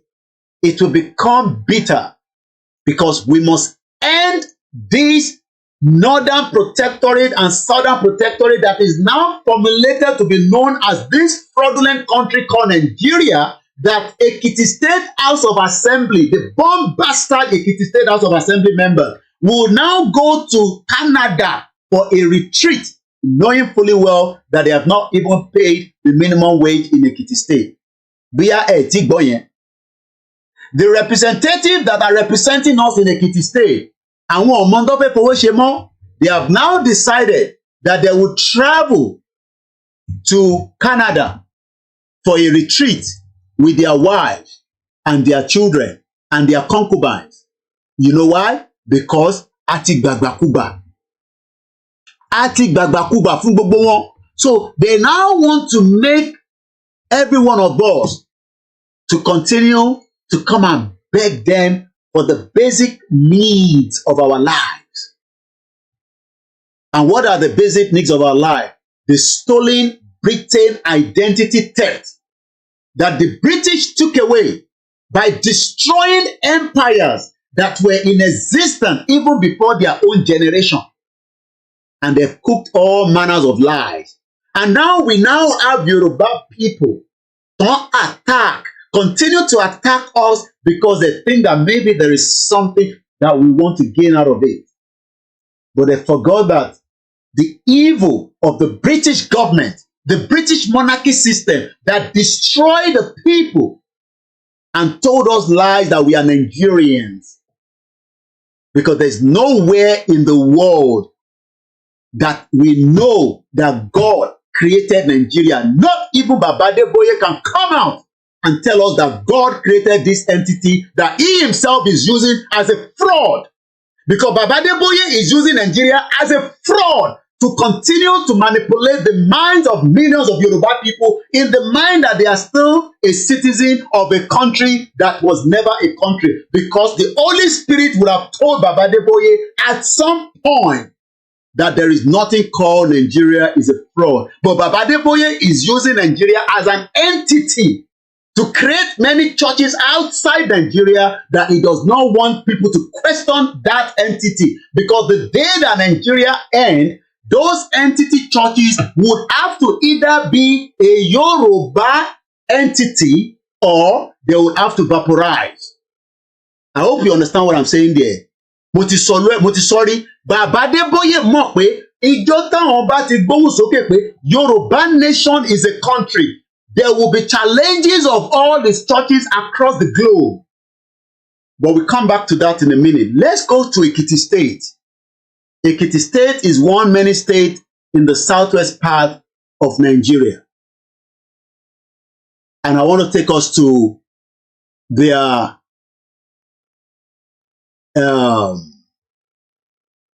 members. I think they call them Ekiti ambassador. I hope that is what they're calling them. Let's see if we can find their names. No, these are just ambassadors representing the state. Let's look for executive council. I think that should be the way we will find the people that we need. Mukibugomo Yoruba. Now, let's dive into questions of some of these. These are the faces of Yorubas. Tiwon Tako Yoruba nation. So when people come out and say, no, I think by Yoruba nation. No, we want Yoruba nation, but all these representatives, the ones that you're looking at their faces on the screen right now, these are the enemies of Yorubas. These are the ones that want to keep a political criminal country called Nigeria using a fraudulent constitution and continue to deceive ourselves that we are Nigerians. When Ekiti State can be a Yoruba state that would then be able to operate under a Yoruba government. So let's start with the new governor. His name is Biodun Abayomi Oyebanji. Is the current governor. Like I said, most of them, I always like to give every one of us long life. So I give this governor another 60 years. So, the governor is not back pay whatever his age now. Let's go and look for the age of this governor. This governor was born in 1967, 7 years, which was during the Biafra War. So these are the children that were born during the Biafra War. During the time that Nigeria was going through that criminal activities of the West, interference in the many activities that we thought there was a country. So he was born on the 21st of December 1967. He is only 56 years old. So if I add another 50 years to his age, he will be 106 years. But after he died, Yoruba will still be existing. Why then are they allowing us to remain Nigerians, knowing fully well that he himself knows history, that there is nothing called Nigeria? But because we have Yoruba people that continue to live in denial, that they have a governor, they have a government that is working and trying their best to make life better for them in a fraudulent country like Nigeria. Let's go after the deputy, Chief Monisade Christina Afuye. She's the deputy governor of Ekiti State. Again, another Yoruba woman. But for the fact that we would think that they are Yorubas, but in the long run, they are not fully blood Yoruba because we're begging Yoruba nation for why. So when we are saying Moki Alaja Irat Adeyeye, many of you might not know her, but if you look at this image that I'm going to show us quickly, she's one out of the two women that went with us to number 10 Downing Street, and she's the one to your right-hand side of the screen. That is a beautiful mother, a strong, dedicated Yoruba woman to your right-hand side of the screen, next to Bedu magazine, Mukiawa Alaja Irat. So let's quickly go back because of my time, because this program comes to an end at exactly 10:30. And we're already an hour, 11 minutes into the program. So let me push it quickly. So when we talk about Yoruba country, let's ask Biodun Abayomi Oyebanji, what is your position on Yoruba having an independent country? Because if you come out and say you are a Yoruba man and you want a Yoruba country, you automatically become a member of a system that is about to work.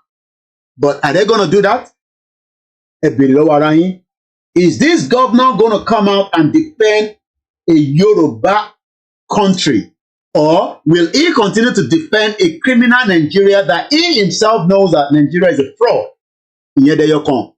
Let's go to the deputy governor, Chief Monisade Christina Afuye. Again, let's ask her the question. Will she support a Yoruba country? I'm sure she will tell you no. You know why? Because she's also thinking that she can do her best, and after this governor has finished his tenure, she might be contesting to become the next governor. Let's go and ask the secretary to the state government, Dr. Abibat Omolara.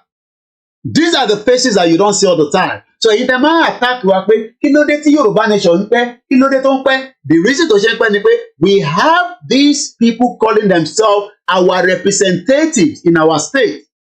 And they don't want to sit down with us. They don't want to have any discussion with us because they think that Nigeria is the best interest for every one of us. And whether we like it or not, we must all abide by the rules of their own game. How do we tackle them?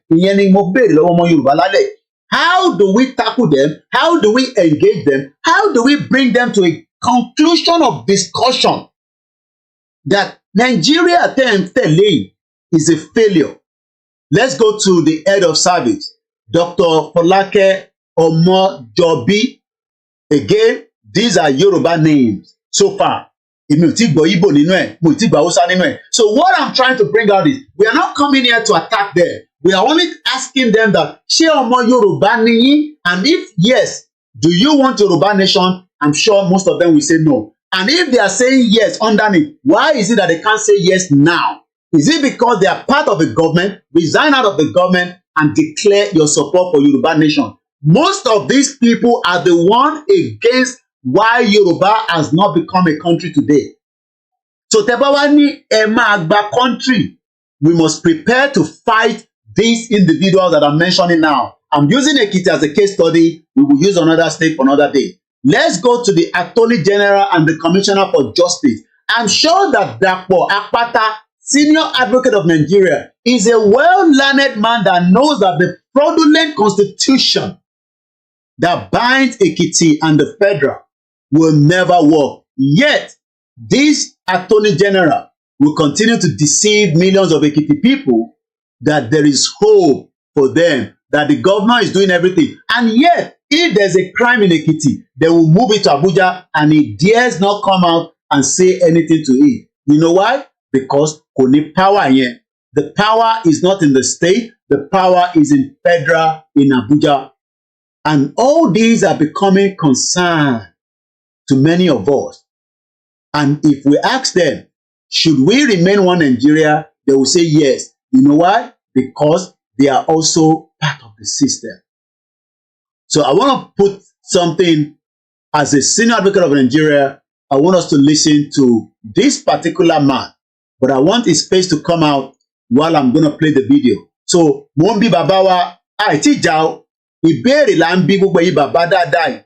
ẹ̀yin màmá dáadáa ẹ̀yin gómìnà wa pé kí ló dé gan tí à ń pariwo Yorùbá nation tẹ̀yin jẹ́gẹ́ bí ẹni tí ẹ̀ ń ṣe bí ìtẹ́ ẹ̀ gbọ́ ṣé etí yín di ni ẹ gbọ́ náà ìbẹ́yìn náà wà lórí social media ẹ náwọn tẹ kó sórí social media ẹ dẹ̀ lè ní ẹ̀gbọ́n tí olóyè Ìgbòho àti bàbá Akíntóyè ń ṣe ẹ lè ní ẹ̀mọ àǹfààní tí Yorùbá nation fẹ́ jẹ́ fún wa ẹ dẹ̀ mọ̀ pé tá a bá ṣì wà nínú Nàìjíríà English la máa sọ English is a borrowed language English is a fraudulent language àwọn Chinese ò kí ń sọ English àwọn Japan ò kí ń sọ English South Korea cares less about English kí ló wá dé tẹ̀yin bàbá yìí ẹ̀yin ìyá yìí tá à ń pariwo Yorùbá nation tí ẹ̀yin ò dẹ̀ dá sí Èkìtì state la wà lálẹ́ yìí it could be any state ó kù díẹ̀ the video tí mo fẹ́ play I think I can play it now because I am clear from my mo kí gbogbo alẹ́ nǹkan sí please share the program no ó kù díẹ̀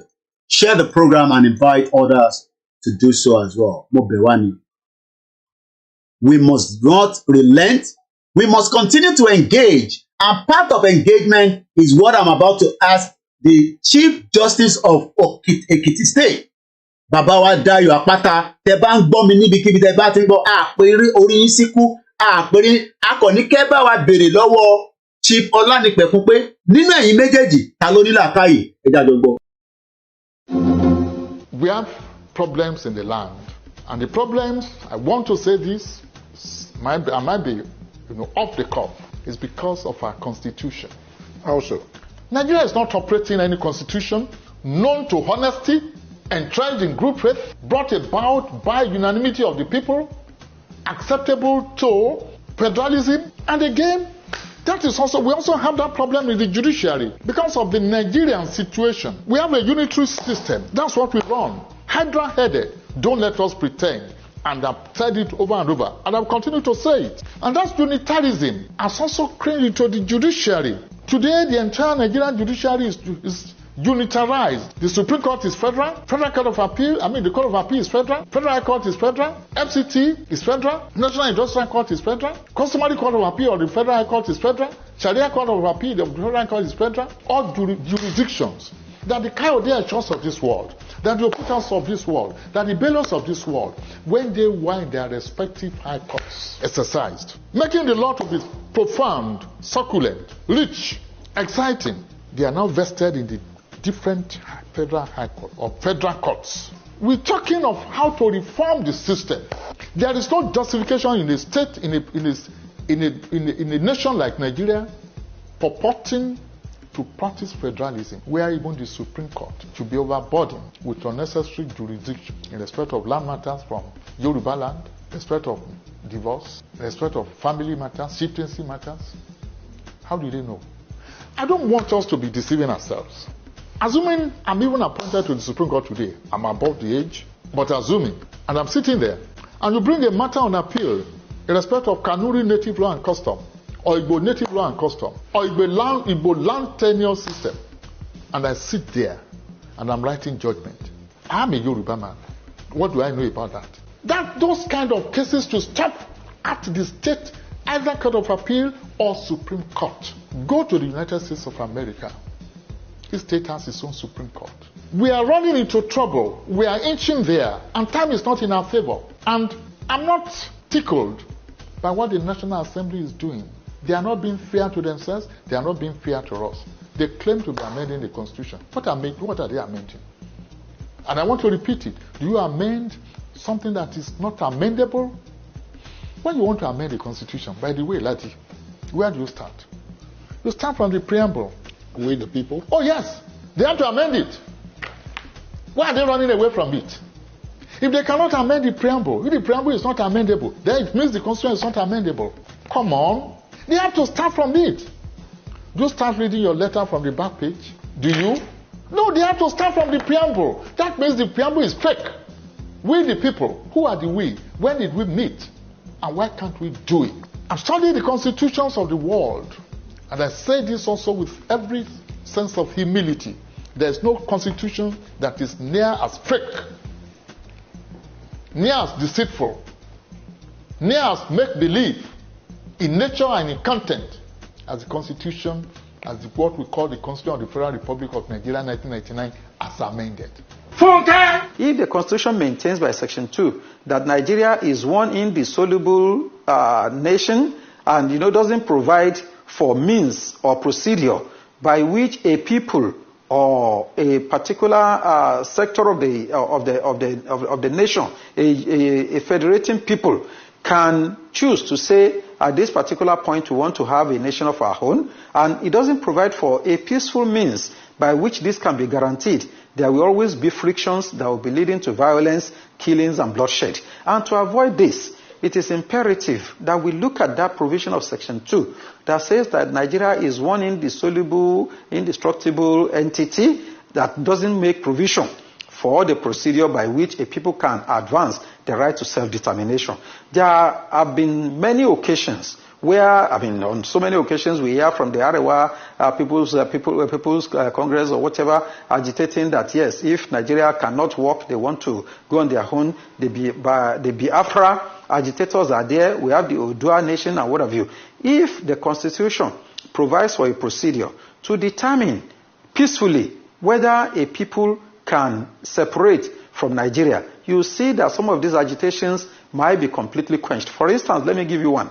Tomorrow now, if we provide for referendum or plebiscite, these are political procedures for determining whether a nation or a nation in a country, because I want to take the definition of a nation here to mean the ethnic nationalities, maybe the Yoruba nation, the Igbo nation, the Arewa nation, or Ijo, Ibiobio, and what have you. Now, if a people can be entitled to right to call for plebiscite that can be supervised by international organs like the United Nations and what have you, it can be safely and easily determined that, okay, these people in this particular area has done in 1960, in 1959-60, if my recollection is right, with the people of the southern part of Cameroon who formed part of Nigeria before, but when they decided that no, they wanted to be on their own, then a plebiscite was conducted and they were able to have a separate nation of their own. If we say Nigeria is an indissoluble entity and will not tolerate any agitation by which people can determine whether they want to be on their own, definitely we are only calling for crisis on our own net. Tomorrow now, if you subject it to plebiscite, that okay, people of the Igbo nation should decide whether they want to be part of Nigeria or they want to have a nation of their own. You might find a situation that the majority may say they prefer to be in Nigeria rather than having a Biafra. And that will silence the people who are agitating. And if people who are agitating are in the majority by virtue of the plebiscite, why not allow such to just take place peacefully so that there is no sense in remaining one single entity by force that may lead to bloodshed and what may even be characterized as genocide, because a situation where that is allowed, then we have descended below the level of humanity. So these are some of the provisions. Going to the political level, to some of the political angle that may require some intervention. President Tinubu needs to put his best foot forward to govern the country. If he does that, in 4 years, he can turn things around. But there are certain critical things he would need to do. The first thing is to say, what's the Constitution? If, for instance, me and my wife Lillian don't agree in our marriage of 45 years, then we can't do anything. So the first thing that President Tinubu would need to do is to ensure that Nigerians all agree to be one country. You recall that Bola Ige asked those two questions. Do we want to be one? It's not by force. If we want to be one, how? We haven't answered those questions, which is why I told President Babi of the Senate that it has taken 23 years to solve the problem of the Constitution. And I urged him, in conjunction with President Tinubu, to resolve the Nigerian constitutional question now by inviting the owners of Nigeria. The owners of Nigeria, mark you, were those who owned Nigeria before Lugard brought his amalgamation in 1914. Call them in. These are the people who own the country, and ask them questions. What do you want to see of the Constitution? Because without a Constitution, we're going nowhere. And no one will doubt the fact that the constitution bequeathed by the military in 1999 is unsatisfactory. You can't build anything out of a weak foundation. The economic development policy of President Tinubu, the political development policy of President Tinubu, and everything else he wants to do rests on a very solid foundation. So let him immediately resolve that. How can we spend 23 years looking for a foundation for building a house? Does that make sense to anybody? So that's my number one issue. We need to resolve this issue of, do we want to be one? And mark you, the flip side of the question is that we mustn't be one, because Yugoslavia, which was 6 countries under Marshal Tito, when he died, decided to break apart. And today, a lot of them are very strong countries: Macedonia, Croatia, Slovenia, Slovakia. They're all doing well. So there is no sacrosanctity about Nigeria being one country. There's none. I personally would wish for Nigeria to be one country, but we must agree. Now that is the problem. Because we have not agreed, and because the National Assembly has appropriated to itself the all-knowing wisdom of giving us a constitution, that is the weakness. So that impediment to Yoruba development. Is the impediment to Odua development. Without Nigeria, we won't be where we are. 1962, we were far ahead of South Korea and North Korea. We were far ahead of China even. We had television before France. We had radio before South Africa. Now look at where we are today. I think it's a shame that even any Yoruba man can be talking about restructuring at this point in time. What are we restructuring? This country that is already shot to pieces? I don't think that's what we want. But they are always talking about giving Nigeria a chance. The patience of Yoruba with Nigeria has come to an end. And I welcome back into the program. Moshimberi, I'm still asking the question. What is our offense between us and our political allies? The ones that are currently running our state on our behalf, and we expect them to continue to make sure that the life of millions of our people is well taken care of before the dissolution or the amalgamation of the entity known as Nigeria. How the entity dissolve will also mean that báwọn tó jẹ́ olóṣèlú wa bó ṣe fẹ́. If they want it to be resolved with a non-bloodshed, that means that they can engage and we can do it, and we can then all demand a total exit together. That is a peaceful way. And that is the way that I pray that it will end. But if these criminal politicians continue to tell us to back that off, that we cannot do anything. I like that word, we cannot do anything, because that for me means that it will be woto woto. It will be yoponyori, and it will mean destruction, and it will cost lives as well. That we must continue to avoid, in as much as I believe that we must fight, even if it's going to be bloodshed. I don't care. Because already there's a lot of blood spill out in Nigeria, mostly in Yoruba land and across the other part of Nigeria. And if anybody thinks that these politicians will wake up one day and just say, let us sit on the round table in the first place, and they are being honest. These are the same politicians that are controlling our kings directly or indirectly. Because I wonder why Ooni of Ife should listen to Tinubu in the first place. Because position tí Ooni wà, ó ní weight ju position òfò tí Tinubu gbé sí. Because Ooni of Ife and Tinubu, if they remain the same life of 60 years, I pray that they live longer than that.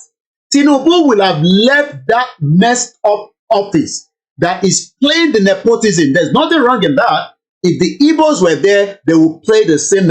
Peter Obi jẹ president, he will do the same thing that Tinubu is doing to put every Igbo people. Forget about all this gimmick that is playing around saying, "Oh, I'm a true federal Nigeria character. If I become president, I will then go and bring a chief of staff from Yoruba land. I will bring chief of... Forget about all that nonsense. So, gbogbo tó ń play yẹn, ó ń play tara ẹ̀ ni, but Peter Obi will never be the president and Nigeria will break. He can go to Biafra land if they accept him there in the near future. And what I mean in the near future, it can be tomorrow, it can be tonight. Nigeria can explode like a gas that is smelling and somebody is smoking cigarette next to it. Think about what can happen. Oh, Nigeria. Imagine you can smell the gas and right next to it, somebody just decided to light up. You know what that means.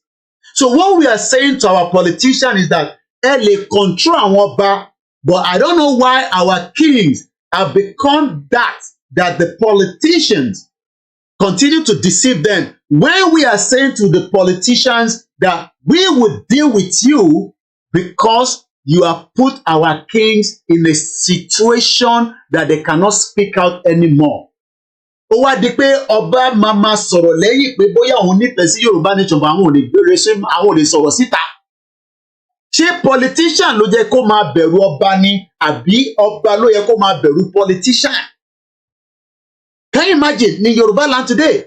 And this is what the British that created this mess knows to do best. I dare tell you that the UK politicians will never disrespect the king Oba Louis. But look at our own monarchy system. The British destroyed our monarchy system and kept their own nourishing that if you become a prime minister, wàá kọ́kọ́ lọ kúnlẹ̀ fún ọba láti sọ pé yes, the people have voted for me. Ǹjẹ́ wo ọba accept pé kí n ṣe ìjọba on your behalf? Because the current prime minister tá gbé lẹ́tà lọ́ba, ó lọ gbàṣẹ lọ́wọ́ King Charles kó tó bẹ̀rẹ̀ ìjọba ẹ̀. But look at it today.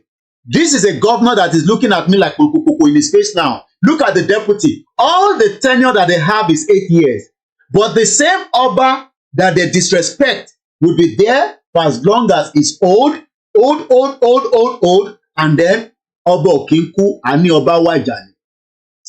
And it takes me back to when I met Iku Babayeye, and you know, I was bitter that some of the things as a journalist that I asked him, he did answer a lot, but it's something that we cannot say right now because they're too confidential.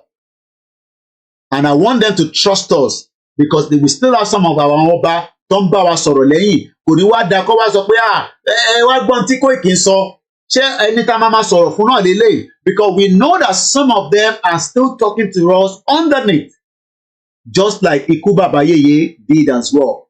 But my concern and worry is that ṣé àwọn ọba ò mọ̀ pé in tá à ń béèrè fún wọ́n bí bàbá any politician dání mo sọ tó bá fún wa ní the full endorsement pé kọ́tẹ̀ súnmọ́ palace wọn a máa fi orí politician yẹn a máa fi fágbọn. Kódà tó bá tún wá ní àwọn ẹmẹ̀wà tó wà lẹ́yìn ẹ̀ bí sójà bí security à make sure ká yanjú gbogbo wọn. I am not joking. So èmi ò mọ kí ló ń bà àwọn ba lẹ́rù tí wọ́n fi ń wà débi pé àwọn olóṣèlú wá ń tẹ́tì wọn. Ṣé olóṣèlú ti gbéyàwó kan fún yín tó ṣe kámẹ́rà tó fídíò yín nígbà tẹ́ ń ṣe jigijigi pẹ̀lú àwọn ọmọ yẹn ni?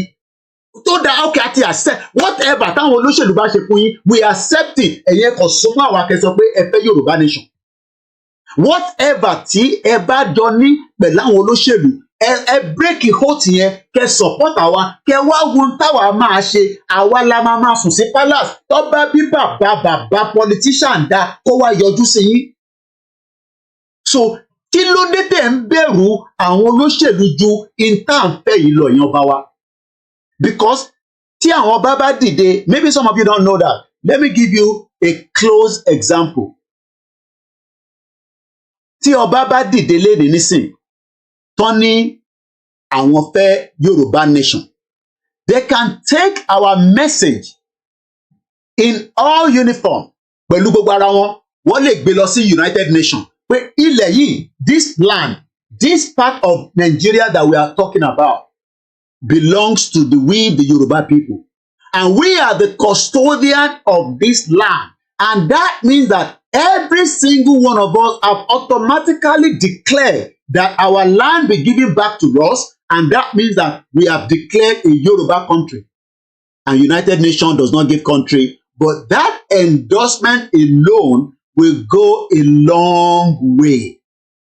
But the question is, why is the àwọn ọba ilẹ̀ Yorùbá kí ló dé tó ń bẹ̀rù àwọn olóṣèlú that their life? Look, ọba tó ń bẹ̀rù Akérédolú nísìn, Akérédolú has died, is gone. Ọba mi sì wà láyé lára àwọn tí olóṣèlú tí Akérédolú tó sọ̀rọ̀ sáwọn ọba, because a gbọ́ pé Akérédolú báwa ṣe nífẹ̀ẹ́ tó ó wà against àwọn ọba kan ní Ondo State. Where is he today? Ẹ wo Ajímọ̀bí of Ọ̀yọ́ State. Ajímọ̀bí ti pa, ó ti lọ nísìn. Àwọn ọba tí Ajímọ̀bí ń ṣe gbẹ̀gbẹ̀gbẹ̀ sí tó ń wúgẹ̀ sí, òun ti lọ, àwọn ọba yẹn ṣì wà láyé. So kí ló dé téèyàn bá wá ń bẹ̀rù àwọn olóṣèlú? Whatever wọ́n gbówó fún yín, okay, àti accept is a normal thing in Nigeria. Okay, àti accept, àwa Yorùbá ti accept pé whatever tí àwọn ọba tó bá ṣe fún yín àbí tẹ́ ṣe fún wọn, we accept it, but ẹ̀yin darapọ̀ má wa kẹ́ wá wo ohun táwa máa ṣe pẹ̀lú àwọn olóṣèlú, because àwọn olóṣèlú tẹ̀yìn bẹ̀rù, èmi ò bẹ̀rù olóṣèlú because lórí burúkú náà they are born bastard. Kò sí kankan tó olóṣèlú kankan lè ṣe fáwa. Bí ṣe wà ní UK, kò sí kan tí any one of them lè ṣe. Kí ló wá dé tẹ̀yìn bá ń bẹ̀rù Tinubu? Ebi gan bẹ̀rù Tinubu bó ṣe wà yẹn, kan born bastard ní Tinubu. Àwọn ò bẹ̀rù Tinubu, kí ló dé tẹ̀yìn wá ń bẹ̀rù Tinubu? Kí ni ìmùlẹ̀ tó wà láàrin yín ẹ̀yin ọba pẹ̀lú àwọn olóṣèlú? Whatever it is, ẹ break hold yẹn, kẹ́ padà sílé, kẹ́ padà sí the custodian part of who you are, because ẹ̀yin lẹ nílẹ̀. Àwọn Tinubu, gbogbo àwọn yẹn kọ́ ló nílẹ̀. Tinubu is only gonna be here for 60 years maximum. After 60 years, Tinubu máa bá tiẹ̀ lọ. Ẹ̀yin ọba ilẹ̀ Yorùbá, ẹ jẹ́ ká jọ gbé yẹ̀wò ọ̀rọ̀ tó ń bẹ nílẹ̀, ẹ jẹ́ ká jọ review ẹ̀. Kí ni reason tẹ́ ṣe wà against the Yoruba people at this junction? Ọọ̀ni of Ifẹ̀ lè sọ, ó lè pàṣẹ láti palace kó sọ fún King Charles pé gbogbo ohun tí ẹ ṣe sí Nàìjíríà, àwa Yorùbá ti yọra wa kúrò. Ọọ̀ni ò ní any reason láti communicate pẹ̀lú bomb bastard Sultan of Sokoto because ẹ mọ́ra rí, òyìnbó ló kó gbogbo àpapọ̀. Ẹ ní any reason láti communicate pẹ̀lú Obi of Anambra, Obi of Onitsha. We don't need any one of that. Ọọ̀ni pàṣẹ pé Yorùbá country ti dé, wọn ò bí bàbá ńlá pọ̀ rí. Anybody dání gbogbo àgbáyé kó wà against it. Tí Ọọ̀ni bá pàṣẹ lálẹ́ yìí, kò sí bàbá, bọ̀ kí ló dé tí Ọọ̀ni ń bẹ̀rù láti lè gbóhùn sókè lórí ọ̀rọ̀ Yorùbá nation tá à ń sọ yìí, nígbà tó jẹ́ pé adẹ̀ ń sọ pé èyí ni Odùduwà. Igi wá ní àǹfààní Odùduwà tá à ń pariwo òun gan. What is the purpose of this Odùduwà? Because Odùduwà ò ní kankan ṣe pẹ̀lú Nàìjíríà gẹ́gẹ́ bí lineage nǹkan tẹ́ sọ fún wa. Ìbẹ́ wá sí London, mo gbọ́ gbogbo tẹ́ sọ. Odùduwà ò ní kankan ní any reason láti wà nínú Nàìjíríà. Because Nàìjíríà tó gbélé lórí yẹn, ó ní kódà tẹ bá ṣètùtù gan sẹ, àwọn ètùtù yẹn gan lè má tètè gbà torí pé Nàìjíríà là ń pèlé lórí. Nígbà tá a bá ń ṣàdúrà lọ nísìn, astagafurullah, ní ti mùsùlùmí nìyẹn, tá a bá wá ṣe tán, àwa ní kọ́lọ́n gbàdúrà wa nínú Nàìjíríà yìí. A dẹ̀ mọ̀ pé Nàìjíríà yẹn níbi tó ti ń ṣe jìkìjìkì, ìyẹn lùgádà tó lórí burúkú girlfriend ẹ̀ aláṣẹ́wó, àwọn ni wọ́n pe Nàìjíríà ní Nàìjíríà nígà area.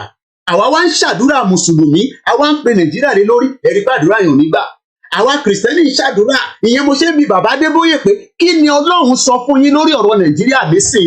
Ẹ yé fi ọ̀rọ̀ Nàìjíríà, ẹ yé fi kó wa ní sàkámàǹjẹ, gbogbo yẹn ti lọ nísìn, ayé ti lajú jù yẹn lọ. Tó bá jẹ́ pé entity yín ni, èyí tó bá fẹ́ ṣe Yorùbá ṣe Yorùbá, èyí tó bá fẹ́ ṣe Yorùbá ẹ dissolve ẹ̀, kẹ́ tà fún wọn.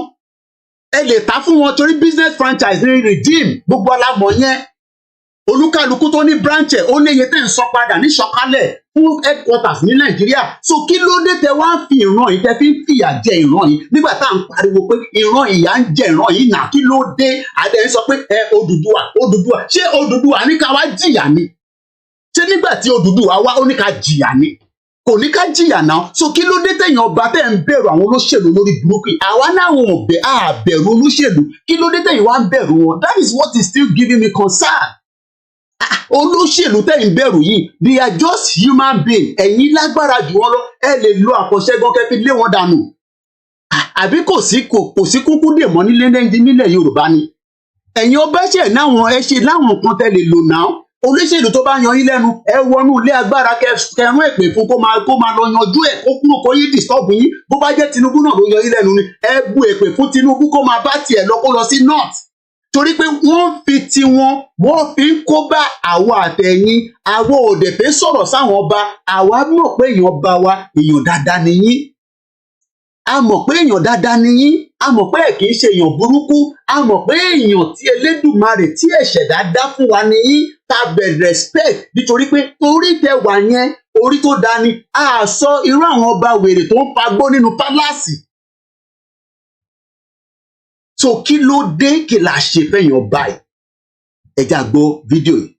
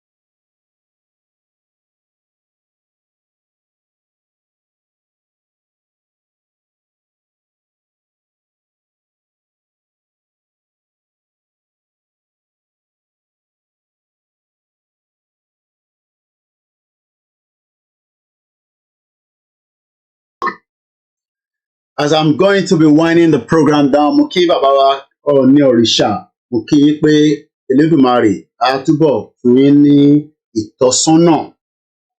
Àwọn onílẹ̀ ò ní fi yín sílẹ̀. Bẹ́ẹ̀ máa kó pẹ́ bàbá. Èmi mọ̀ pé ọ̀rọ̀ ń bẹ nínú yín. Mo mọ̀ pé wọ́n ń jíṣẹ́ fún yín. Torí pé àwa tí a tẹ̀ ní nǹkan kan àwa ń jáde a kàn ń sọ̀rọ̀ ni but ibi tẹ́yìn wà yẹn ọ̀pọ̀lọpọ̀ iṣẹ́ ló ń jẹ́ fún yín bóyá wọ́n wá ń sọ fún yín pé àsìkò ì tí ì tó ni ẹ jẹ́ ká mọ̀ ó bá dẹ̀ sọ fún yín pé àsìkò ti tó ètùtù la máa ṣe ni ká lọ prepare fún ogun tó wà níwájú wa torí mo ti gbọ́ bẹ́ẹ̀ rí látàwọn cycle yín pé ẹ̀yin gan sọ bẹ́ẹ̀ mo mú kòdòrò ọ̀rọ̀ yẹn pé a máa padà jà ni bí a gbọ́dọ̀ lọ múra sílẹ̀ dáadáa torí ogun tó ń bẹ níwájú wa yìí ọdún kan nínú ẹ̀ tá a bá bọ́ sínú ẹ̀ ìjà yín lè má ti tàn torí pé àwọn northerners pé bá wa jà tó ń ṣe kékeré àwọn northerners Fúlàní ni mò ń sọ they are ready to fight so ẹ prepare wa ẹ sọ tá a máa ṣe ìta bá lè tẹ bá lè sọ ẹ sọ fún wa ká lọ múra sílẹ̀ kó má dé bá wa lójijì tó bá dẹ̀ pé Tinubu lẹ̀ ń bẹ̀rù ni Tinubu gan fúnra rẹ̀ gan kò sí nǹkan kan tó lé tó bá dẹ̀ yọ yín lẹ́nu ẹ fún lépè kó máa bá tiẹ̀ lọ. mo kí gbogbo èèyàn ọmọ Yorùbá torí àsìkò gẹ́gẹ́ bí ìṣe wa tó bá máa fi di ọ̀la bóyá àráyè ṣe full program wa iléeṣẹ́ ni bíbá ẹ lè máa mọ̀ tẹ́lẹ̀ bóyá àkọ́kọ́ yín nì láti darapọ̀ mọ́ wa iléeṣẹ́ yìí a máa ń béèrè fún ìrànlọ́wọ́ ká lè tẹ̀síwájú ká lè ṣe ọ̀pọ̀lọpọ̀ tí ó yẹ káwa náà máa ṣe gẹ́gẹ́ bí mídíà mo kí gbogbo ẹ̀yin èèyàn wa náà pé iṣẹ́ ìgbàgbé oṣù yìí pé oṣù ti parí ẹ̀bẹ̀ ṣe fẹ́ dá sọ́dọ̀ tèmi náà ẹ má gbàgbé ẹ wá ọ̀ràn míyàn a sì ń dáwó sínú àkáǹtì yẹn kankan ò ṣe àkáǹtì yẹn save ẹ máa dá síbẹ̀ gbogbo ẹni tẹ́ ti dá 120 ti yín ó ti cover for the year ìwọ tó yẹ pé £10 lẹ́ ń dá bóyá ẹ rántí dá ti last month ẹ bùkátà pọ̀ ká tó send owó sílé fáwọn èèyàn wa tẹ́bí pa tí Tinubu febi pa ẹ má yẹ ká wá gbàgbé owó tó ní ká máa dá náà ní every month.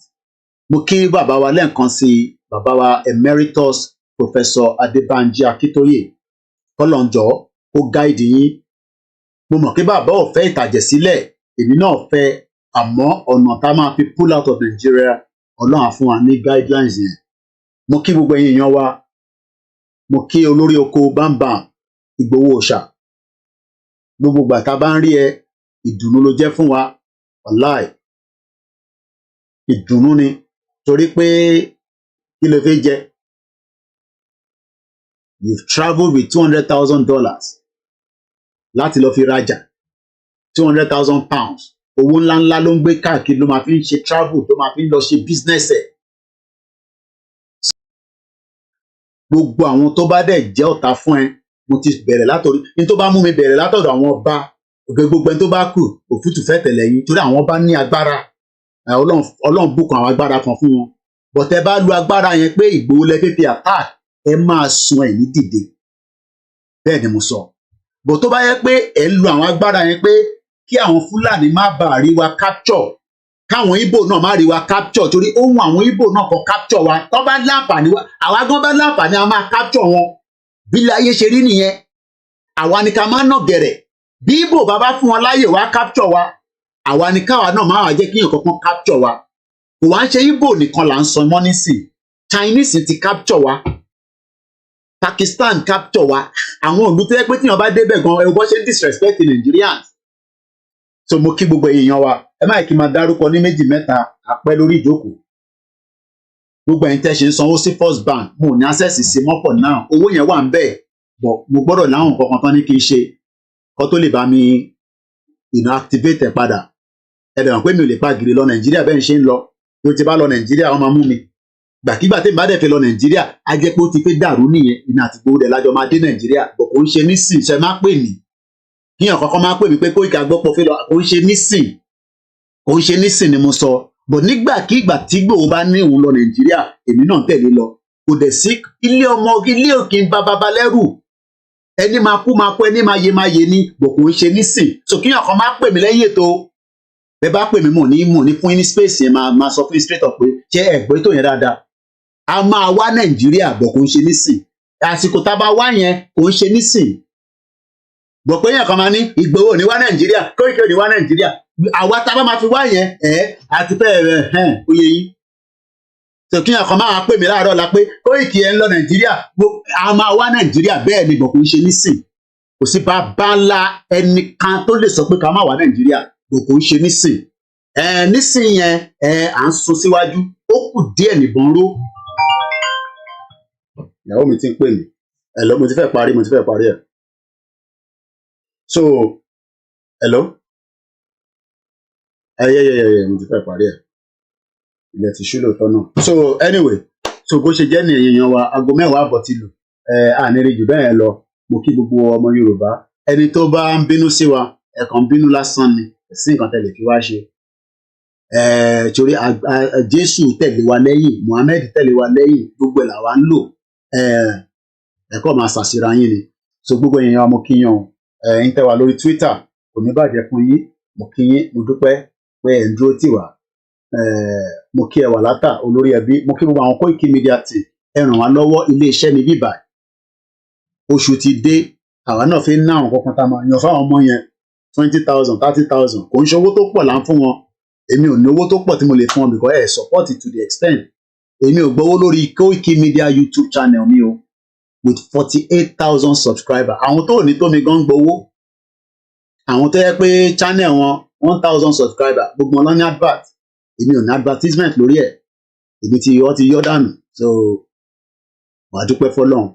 So tẹ́ bá fẹ́ support wa gbogbo ọ̀nà tẹ́lẹ̀ fi support ẹ pè wá. Tẹ́ bá wá ní support ẹ fẹ́ fún mi ẹ máa fàdúrà ràn mí lọ pé kó má rẹ̀ ẹ́. So àdúrà táwọn kan gbà ní pé kó rẹ̀ ẹ́ ẹ̀hàn kó tó bá dẹ̀ ti rẹ̀ yàn kò ń ṣe rírẹ̀ pé àní ṣe Yorùbá nation mọ́. So ok nígbà tíyàn bá lè gbéra láàárọ̀ tó fẹ́ gbé apá tó gbogbo ṣé Yorùbá nation ló máa kàn. So àlàáfíà ara kó máa jí kí gbogbo ara wa báyìí kí omi rẹ̀ ẹ̀jẹ̀ gbogbo ẹ̀ máa lọ kó máa flow ìyẹn ni kẹ́yìn máa ṣe fún wa èyí tẹ́ lówó nìyẹn. Èyí tẹ́ wà Nàìjíríà ẹ̀mọ́ ní Mr. Koiki mo fẹ́ support bẹ́ẹ̀ lówó ẹ má wọrí. Mo sọ̀rọ̀ nípa àlímọ̀ṣọ́ lánàá àwọn àlímọ̀ṣọ́ mo mọ̀ pé dúró dáadáa bẹ́ẹ̀ yẹn Alhaji Sharafa ni mò ń sọ Sharafa Alhaji Sharafa wọ́n dẹ̀ mọ̀ dáadáa because àjọ bẹ̀rẹ̀ Yorùbá nation ni kó tó di kó dà pé wọ́n fi sẹ́yìn díẹ̀. Bó dẹ̀ ṣe sọ lánàá kò ń ṣe dandan ni pé ẹni tó bá support Yorùbá nation tá a bá gba country you are still a citizen of the country. So ẹ̀yin àlímọ̀ṣọ́ kọ́ ni mò ń sọ pé ẹ̀ ṣe meeting mo ń question Alhaji Sharafa ni because he was on the program yesterday mo rí wọn lálẹ́ yìí. Àwọn kọ̀ọ̀kan bẹ́ẹ̀ náà wà bàbá kan náà wà ní Ọ̀ṣun state mo ní dárúkọ tiwọn. So and like I said it is entirely up to anyone to support or not. But one thing is tó bá mọ̀ pé ò ní bá wa ṣe ó bẹ́tà kó o sún sẹ́yìn ẹ lọ báwọn MC Olúọmọ kẹ báwọn Kókó Zaria àwọn kúkú ń jayé owó wà lọ́wọ́ wọn. But má wàá ṣe Yorùbá nation ó wá ní o fẹ́ gbà àṣírí tó bá fẹ́ gbà àṣírí ò lè gbà àṣírí kankan ọ̀dàlẹ̀ balẹ̀ kú ni o. Àwọn inú agbẹ́ awokọ́ la wà but a lè jẹ́ kó wà nú movement ká wá sọ pé a máa ṣe kankan kó wá lọ gbé fún Tinubu ó máa padà kú ni o. Fat lẹ gbọ́ lẹ́nu mi o ikú máa pa ẹ́ ni torí pé ìtagbédání ó ní ẹ̀mí life wà nínú ẹ̀. The millions of Yoruba people's life is at stake. So I'll leave it like that. Mo kí our Grace Olúṣòótọ́. Thank you so much and I hope you all enjoy the program in the little that we can do. Ó bẹ́tà pé ká má ṣe nǹkan kan. It's almost 2 hours. Mo kí ẹ̀ǹtẹ̀mí lórí MixLR. Lẹ́ǹkan sí mo kí ẹ Arẹwà like I always say continue to tackle them. Tó bá tackle ẹ confam pé oníkóìkì èyí tó bá wá ń yọ ẹ́ lẹ́nu sọ fún mi. Because àwọn ọmọ Ìgbò yẹn pé méjì. Àwọn kan wà inú ń bí wọn pé Yorùbá a máa ń shine gan Ọlọ́run kẹwàá ni kò ń ṣe pé tẹ̀gàn. So they are always upset about Yoruba people anything attack wa ṣùgbọ́n àwọn Arẹwà nísìn iṣẹ́ tí wọ́n ní pé èmi ò lè monitor gbogbo ẹ̀ àwọn abáwa máa monitor wọn èyí tó bá ti attack wa attack ẹ̀ padà ṣe wá rí tó bá ń ṣe Biafra tó bá attack wa ẹ sọ fún mi màá call wọn to order màá fẹjọ́ wọn sún Simon Ekpa because ní jẹ́ kó dájà lẹ̀ láàrin àwa tá fẹ́ self determination ṣe wá rí àwọn Yorùbá kan náà wà àwọn yẹn máa attack ẹ̀yin náà Yorùbá máa attack Yorùbá ẹ fi wọ́n sílẹ̀ wọ́n ti ní ká má bú wọn mọ́ but ní allow kẹ́yà kan kó disrespect Yorùbá ní disrespect àwọn obìnrin wa ní disrespect àwọn ọkùnrin wa so bó ṣe jẹ́ nìyẹn so mo kí gbogbo ẹ̀yin èèyàn wa náà gbogbo ẹ̀yin Àlímọ̀ṣọ́ mo gbé gbòòsà fún yín ẹ̀yin Agége gbogbo ẹ̀yin tẹ́ ẹ̀ ń bẹ̀rù pé ẹ fi ṣe meeting kò sẹ́nì kankan tó lè mú yín mo sọ bẹ́ẹ̀ Tinubu ò tó bẹ́ẹ̀ ó lè gbìyànjú pé òun fi ṣagbára gẹ́gẹ́gẹ́ ló máa dá wàhálà èṣù ló máa dálẹ̀ ni sùúrùtù gidi ní tó dẹ̀ máa ná Tinubu ó ń tẹ̀lé lẹ́yìn díẹ̀díẹ̀ báyìí àwọn máàlà yẹn máa padà ná wọ́n máa ná lẹ́gba so kọ́lọ́n kó ṣàánú ẹ̀ àdúrà ká máa gbà fún ni pé kọ́ máa pa sórí ibi tó wà yẹn torí kò sí nǹkan tó lè ṣe òun náà dẹ̀ dúró òun náà ní babaláwo tó dáa tó sán dáadáa lọ́wọ́ ọlọ́run wà pẹ̀lú àmúkẹ́ dizima 1 2 3 just briefly because 6 minutes a máa parí program yẹn á jẹ́ 2 hours exactly so ẹni tí bá kọ̀ lè dárúkọ briefly náà ni Akin Games mo kí gbogbo èèyàn tí wọ́n ń wò tó yẹ pé àwọn comment mo kí ẹ̀wọ̀n èèyàn wa náà àkéde mo kí yín ẹ máa bá wa lọ sórí Twitter ẹ bá wa tweet mo kí Sister Bukky mo kí Ògúndáre lórí Twitter space Ògúndáre Kúnlé mo kí yín gbogbo ẹ̀yin tẹ́ ti lọ náà ẹ ti ṣángbó lọ Ọlọ́run bá wa ṣán yín padà ẹ̀yin tẹ́ ń sọ pé Koiki irọ́ ló ń pa at least àwa lọ sí number 10 Downing Street wọ́n rí èmi níbẹ̀ mo sọ fún yín pé èmi ò lè ṣiṣẹ́ ní number 10 Downing Street as a journalist kẹ má rí signal kékeré lẹ ṣì rí yẹn búlẹ̀tì kan la ṣe yìn àìtí yìn búlẹ̀tì tó kù tó wà lọ́wọ́ wa so ẹ máa prepare for the next bullet so Ìgbòho lẹ rí yẹn ẹ ṣáà rí mi náà ní number 10 Downing Street kí mo lè gbé Ìgbòho débẹ̀ náà so gbogbo á gbé Ìgbòho débẹ̀ Ìgbòho ṣà irú mọlẹ̀ wọ́n máa rántí ẹ̀ láéláé ni pé ó dúró síwájú number 10 Downing Street kódà Joe Biden níjọ́ tó wá inú ẹ̀ ń dùn pé kó sáré ya picture Joe Biden máa lọ nísìn ìgbàláyé ẹ jẹ́ ká lò dáadáa àsìkò tá a wà yìí ẹ jẹ́ kí gbogbo wa ìwọ tó lówó má tún fẹnu bà Yorùbá nation jẹ́ ẹ̀ ń wá justice for Mohbad èmi náà ń wá justice for Mohbad bó ṣe a lè rí justice for Mohbad nínú Nàìjíríà justice for Bámiṣé sister wa mọ́mí wa aunty wa lọ́ọ̀yà tó pa ní December 2 years ago pẹ̀lú mi journalist yẹn Onífádé how many Yorùbá people ló ti pa so tabana wá justice ẹ wá ń tako Yorùbá nation àwọn kan máa ní Yorùbá nation yín yẹn ó kù sí yín lọ́wọ́ so mo kí gbogbo àwọn medias wa tó ń work around the clock mo kí Yorùbá world media mo kí àwọn tó gbọ́ èdè wa but lẹ́ǹkan kan máa ní Koiki speak English is not my father's language so if I don't speak I speak if I speak I speak òyìnbó ńláńláńlá so mo kí Mr. Sunday 26 shout out to most of you ẹlòmíràn kọ́ wọlé bíbá yìí self determination ni mo kí gbogbo ẹ̀yin tẹ́ ń pè wá náà lẹ́yìn tẹ́ ń fàdúrà ràn wá lọ́wọ́ Koiki akíkanjú nìyẹn gbogbo àná làjọ ń ṣe bẹ́ẹ̀mi ò bá ṣe ẹlòmíì máa ṣe mass b mo kí ẹ kúṣẹ́ takuntakun má jẹ́ kó sú ẹ tọ́ba àtàkẹ́ máa rántí pé wọ́n àtàkẹ́ olóyè Ìgbòho so yan ṣe new thing so normal ni ẹni tó bá ń ṣe dáadáa nínú ọ̀rẹ́ kọ́ máa attack ẹ tó bá wá fẹ́ support wa ẹ̀ ń wá àkáǹtì mi ní Opay ní kẹsànwó sí ẹ má san gbogbo owó tẹ̀sán sí First Bank ní sáà rí gbà jáde wọ́n ní mo ní láti ṣe update kan so I'm still going through that process but I will get it through so Opay mi 6104290167 mo kí Bishop Adesina mo kí Mr. Lukman Ọláìdé Don Kelvin Cookman mo kí Prince Ademola Igwe James good morning good afternoon mo kí bàbá wa Mubarak we are just 3 minutes to end of the program mo fẹ́ sáré kí àwọn Lawal Wasiu mo kí Ọlárẹ̀wájú Táíwò mo kí Mr. Fadiran Túndé mo kí ẹ̀yin ti Facebook mo kí ẹ̀yin ti Twitter YouTube Instagram ni wọ́n ti take it down bí ó máa padà wá I don't know Ganiu Suraju mo kí Akin Games mo kí Oyilo Olúwafẹ́mi mo kí gbogbo àwọn koikimedia team à ń wá síbí bàkà wá tọrọ owó ẹni tí ebi bá ń pa tí à ń jẹ ẹ lọ bá gọ́vnà yín ẹ lọ bá politicians yín platform tèmi ò ń ṣe ọ̀dọ̀ Oríyọmí Hamzat kò dẹ̀ ń ṣe ọ̀dọ̀ àwọn Kúnlé Afford ẹ lè lọ sọ́dọ̀ àwọn yẹn self determination ni mò ń jà fún níbí báyìí so I don't need anybody to put èmi nìkan mo lè gbowó fúnra mi níbí báyìí gbowó fìyàn kankan èmi náà dẹ̀ ń ṣe síta I don't need to come out and tell anybody mo kí àwọn Àjọkẹ́ Bọ́dúnrin èyí tẹ́ ẹ̀ ti gbaṣọ tẹ ra sanwó aṣọ nígbà Yorùbá activities tá a ṣe gbogbo ilẹ̀ máa gbaṣọ I can assure you that alájà pín ti dé if there is a problem let me know òyìnbó ńláńlá I will resolve it as well so ẹni tó aṣọ bá táìtẹ̀ ẹ jẹ́ ká mọ̀ we are 2 minutes to the end of the program àrólé òdodo mo kí brother mi mo kí grandma mo kí granddad mo kí gbogbo ẹ̀yin tẹ́ ń fàdúrà ràn wá mo kí multifaith mo kí Adéwálé Adéwàsíù mo kí John T.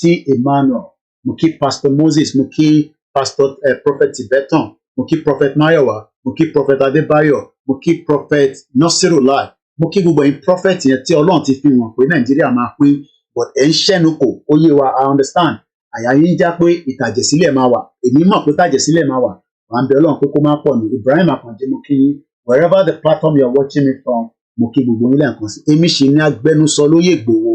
I can confirm again tonight, Oloye won't be traveling to Nigeria for any meeting with anybody. Oloye will stay in Germany with his wife and children, and that is where he will be, and is not in any rush to go to Nigeria. And on that note, a very good morning, good evening, good night. Yami Comfort, Adeleye Mukiyi, Mukente Milori WD backup channel. Titilayo Shaw, Muki Gbogbo and Conceal. Tony Ages, ẹ má gbàgbé, ẹ support wa, and remember to share the program. If you're out, not there, Archie, that's why we were not on Star Radio. Maybe we'll be back tomorrow, I don't know. Good morning, good night, bye for now. Koiki Media bringing the work closer to your doorstep.